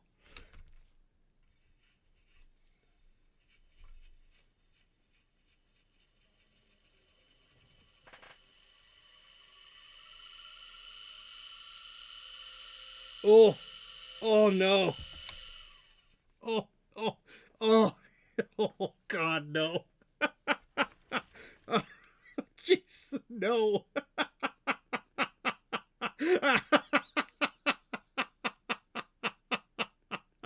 Oh no.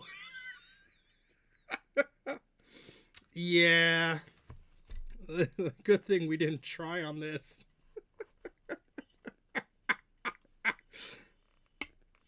Oh God, you poor little hard drive. Rest in peace, little friend. Oh God. We're gonna try it again.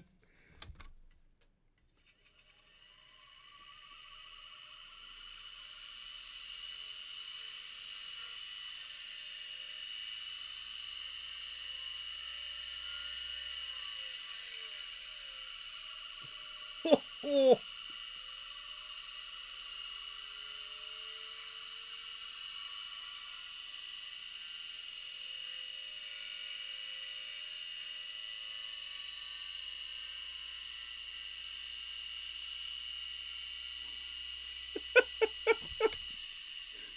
More rings. Look at this artisanal thing I made. I'm gonna put it up on Etsy. Oh, you poor thing. Oh boy. Well, isn't that a thing of beauty here? Oh, there's just a lot going on here. Oh God. Buff right out. Well, since it's completely hosed. Oh God. It's terrible. Oh boy. Yeah, just low level format the drive. It'll be fine. Yeah, it's fine. It's totally fine. Oh God. Oh, that's hilarious. I didn't have high hopes, but you know. Well, that's not going anywhere. Make more rings. All right. There we go. Not that it's going to make any lick of difference in this instance, but sometimes I've seen the metal here for the head. There's like metal shavings and stuff that are under here, and if you clean that up, it helps the head move back and forth more efficiently. That's not going to make a lick of difference here. Really fast spirograph.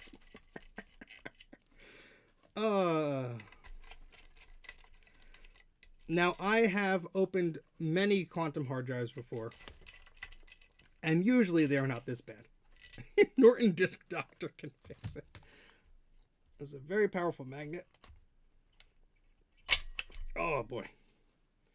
And so you got magnets on that side too. Now with that removed, oh look at the heads. They just completely, oops. Well, they'll just buff right out. Yeah, those heads are touching. That's fine. It's fine. You know, this is totally fine. You know, we can just put those heads back. Tech Knight is screaming at his computer monitor if he ever watches this. It's fine. We're just going to put those heads right back. Even if they touch, they're fine. They're totally fine. That's fine. They're fine. Got 2 sets for double the noise. There we go. See? This is pro hard drive recovery right here. Yeah, we're better than drive savers. I mean, look how freely this moves now. Oh, it's scraping the top and the bottom, I bet. Ooh. But this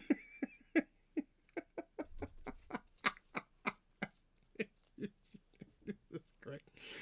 Oh boy. Let's put the screws back in. Why? Because I want to see what happens.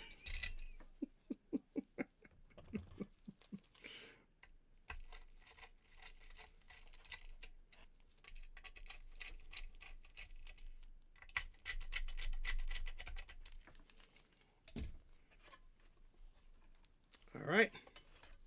Let's get the... Oh, we can't get the camera closer. It's as best we get. Well, fire in the hole.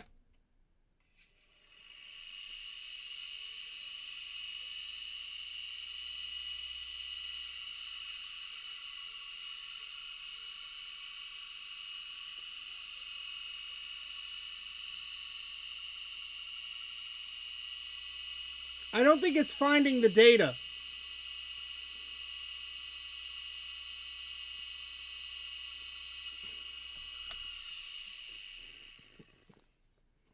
It died how it lived. Let's see what the blue SCSI has to say about it. This poor blue SCSI is going to be like, what? You're breathing in the data. Yeah. Delicious, delicious data.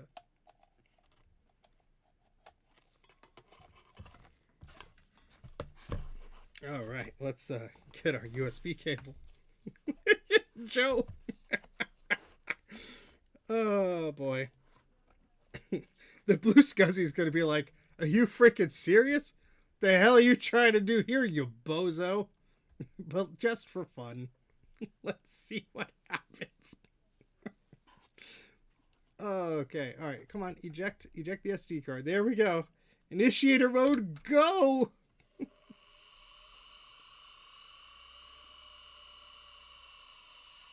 Oh, oh, oh, oh, oh no.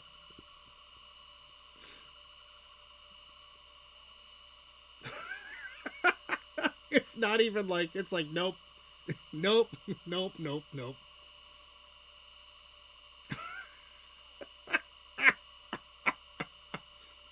Three-dimensional drive. It's finding it on a metaphysical level. It's part of the universe now. Well, matter cannot be created nor destroyed, right? So, hard drive says no.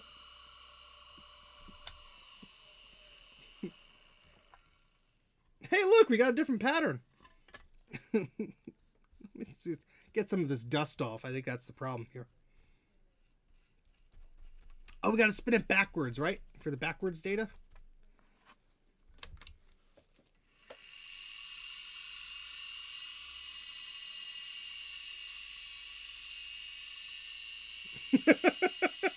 Poor thing. I should have safety glasses on.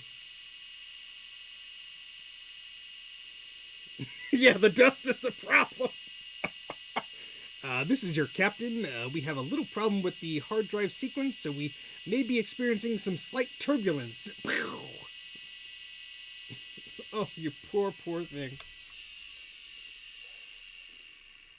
Well, I mean, the hard drive's not clicking, so that's a good sign, right?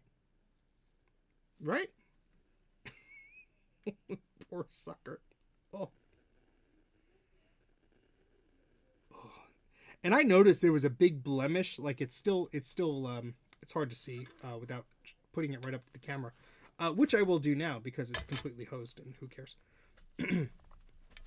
Oh no, hot plugging SCSI.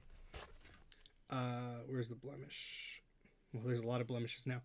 See right here where my finger is? That spot was there before I opened the drive. But look at all the pretty rings we have. Let me hide this little screen here.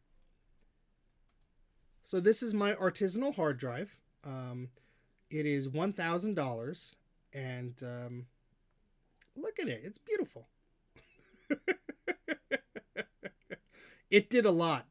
It stole money from me.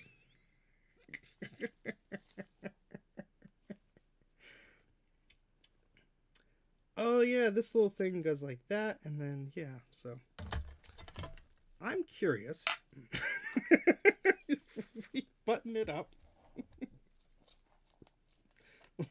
Let's see if it'll be happier or not. It is a shame we cannot save them all, but at least this one was humorous.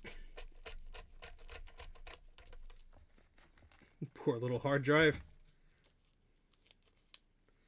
Poor little guy.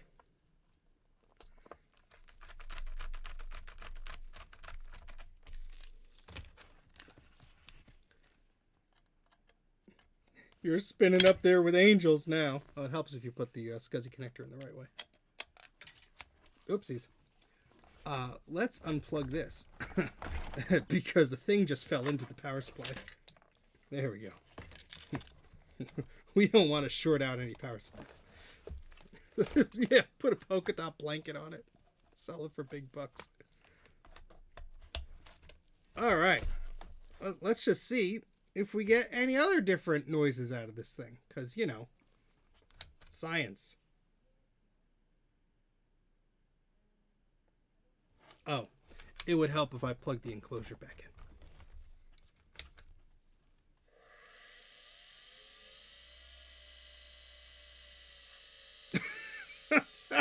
Scuzzy response, no. Oh, that's a good noise, right? Ooh.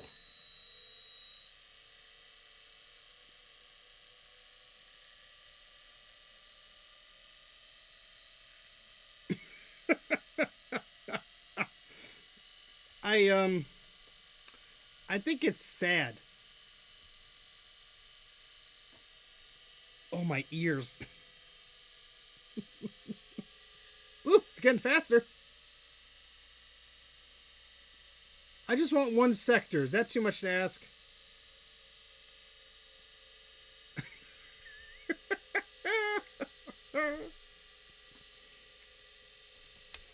Good night, sweet prince. We tried. Did we try our best? No, but we certainly tried. Where's Blue Scuzzy Eric? Get him back in here. I want to see him see the hard drive suffer.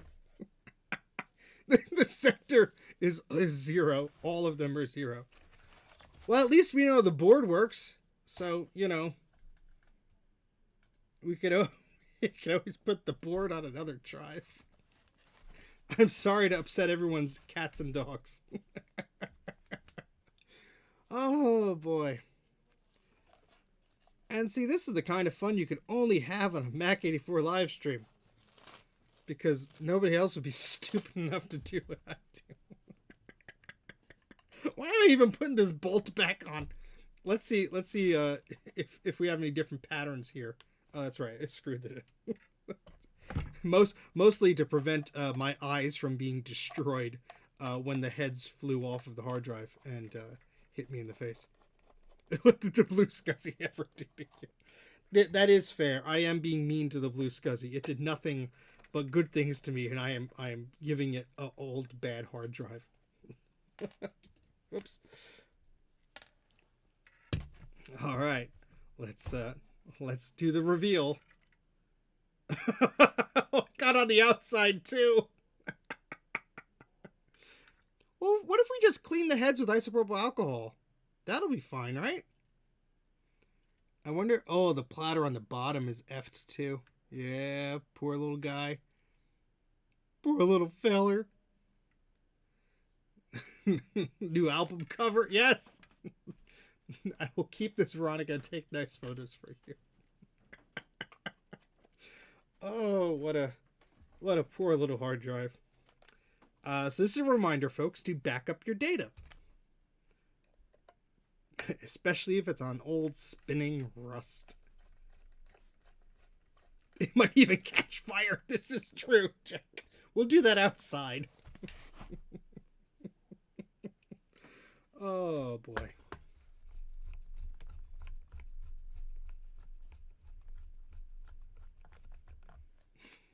Poor little hard drive in the sky could be a song. Yes, we just have to sample the dying noises of this, Veronica. And you are welcome to use that for any of your musical escapades. It would be an honor. Oh, God. We'll shatter them, yeah.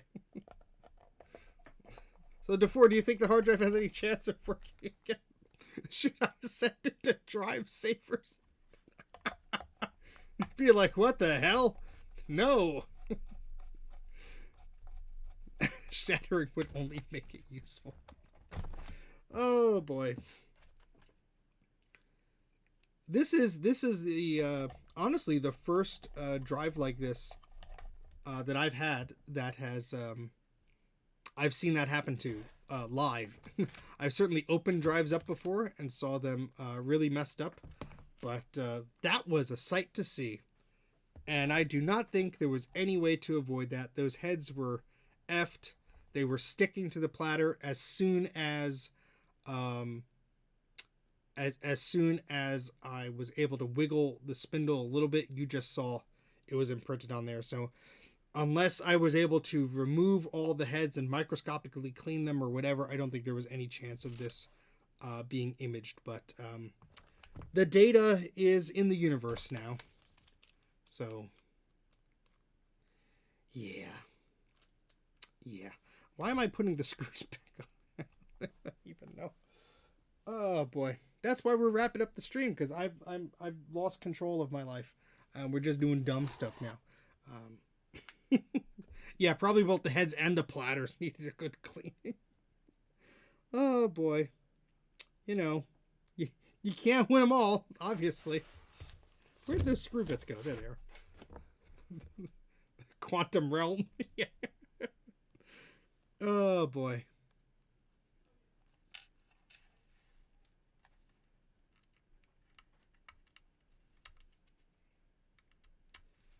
There we go. Well, we just want to keep all the original bits together.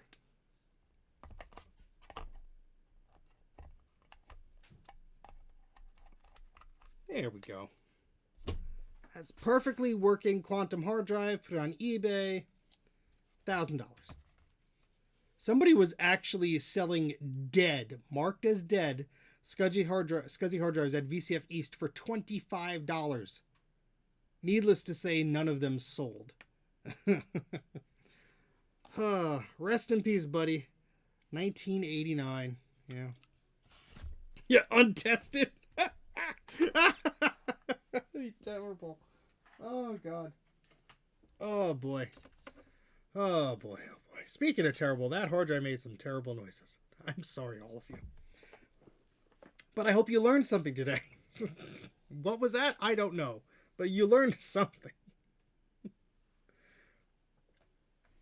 Hey, those I think a lot of them sold those little 500 gig hard drives. I got 2 of them. One to give to a family member to back up their stuff to, because they never back up, and I grabbed one just for whatever. But I think they were $10. That's not a bad deal, I guess, especially in today's crazy computer pricing world. But yeah. Oh boy, making a raid out of them.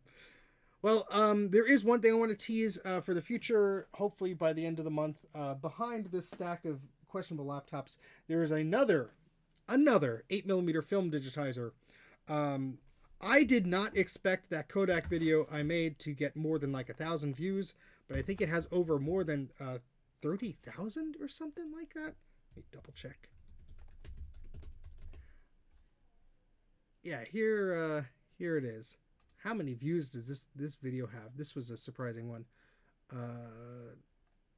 37,000 views for a video that is 57 minutes long.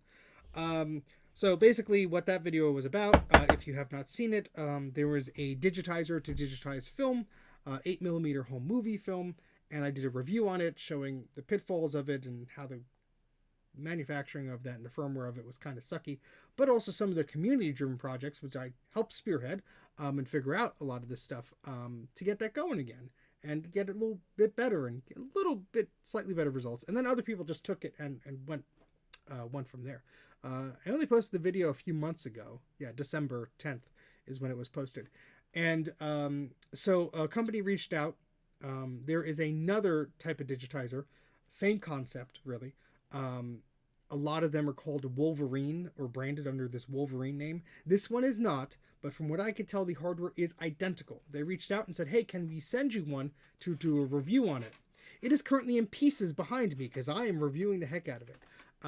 Pros and cons, so far, it does its job. Does it do it better than the Kodak? Jury's still out on that one, but I'm going to be putting the same film through both of the machines to do a comparison, because to my knowledge, somebody has not been crazy enough to do the same thing and put on a YouTube video. I see some posts in forums with like still images, but I'm very curious to see like how it really compares. So yeah, I'm hoping to get that video done by the end of the month. I think they're getting a little antsy. They want their video out, which is fine. But we'll see if it's a viable competitor to that. These things are sort of like niche items, so they tend to be pretty expensive, unfortunately. The Kodak one was about like $400. So yeah, but anyway, that's something to hopefully look forward to. I do hope to do a video about VCF. So hopefully I'll do something like that. I still didn't finish the last VCF video, but you know, I'm trying. Things are going on in life. It's been a bit crazy here. life is going on, a lot of things going on, but I'm very glad that I was able to blow off some steam and sacrifice old hard drives with you all today. That was fun. And if you do like what you see here, words, brain not working well, sorry about that. But if you like the other stuff, be sure to like the video, subscribe to the channel, all that fun stuff. Excuse me. You can support me on Patreon or YouTube membership, as many of you fine folks have done. And when you do that, you get extra perks like that exclusive podcast that myself and Colin of This Does Not Compute do. So a new episode of that is coming out tomorrow. So look forward to that if you have access to that. But thank you everyone for stopping in. Thank you for the super chats, Veronica and other folks who were giving me super chats and joining the membership. Let me scroll back up at the chat, see if I can remember anybody. Anna, thank you very much for your membership, and Hardware Hacker and all these fine folks. Thank you very much. Really appreciate it. And I'm going to sign off here. There's an end stream button somewhere. God knows if I know where it is, but yeah, here it is. It's been a while, folks. Super appreciate all of you. Thank you very much for tuning in, and hopefully I'll have another piece of content out soon, whether it's a live video or live stream or a real video. Anyway, brain's stopping to work, so bye!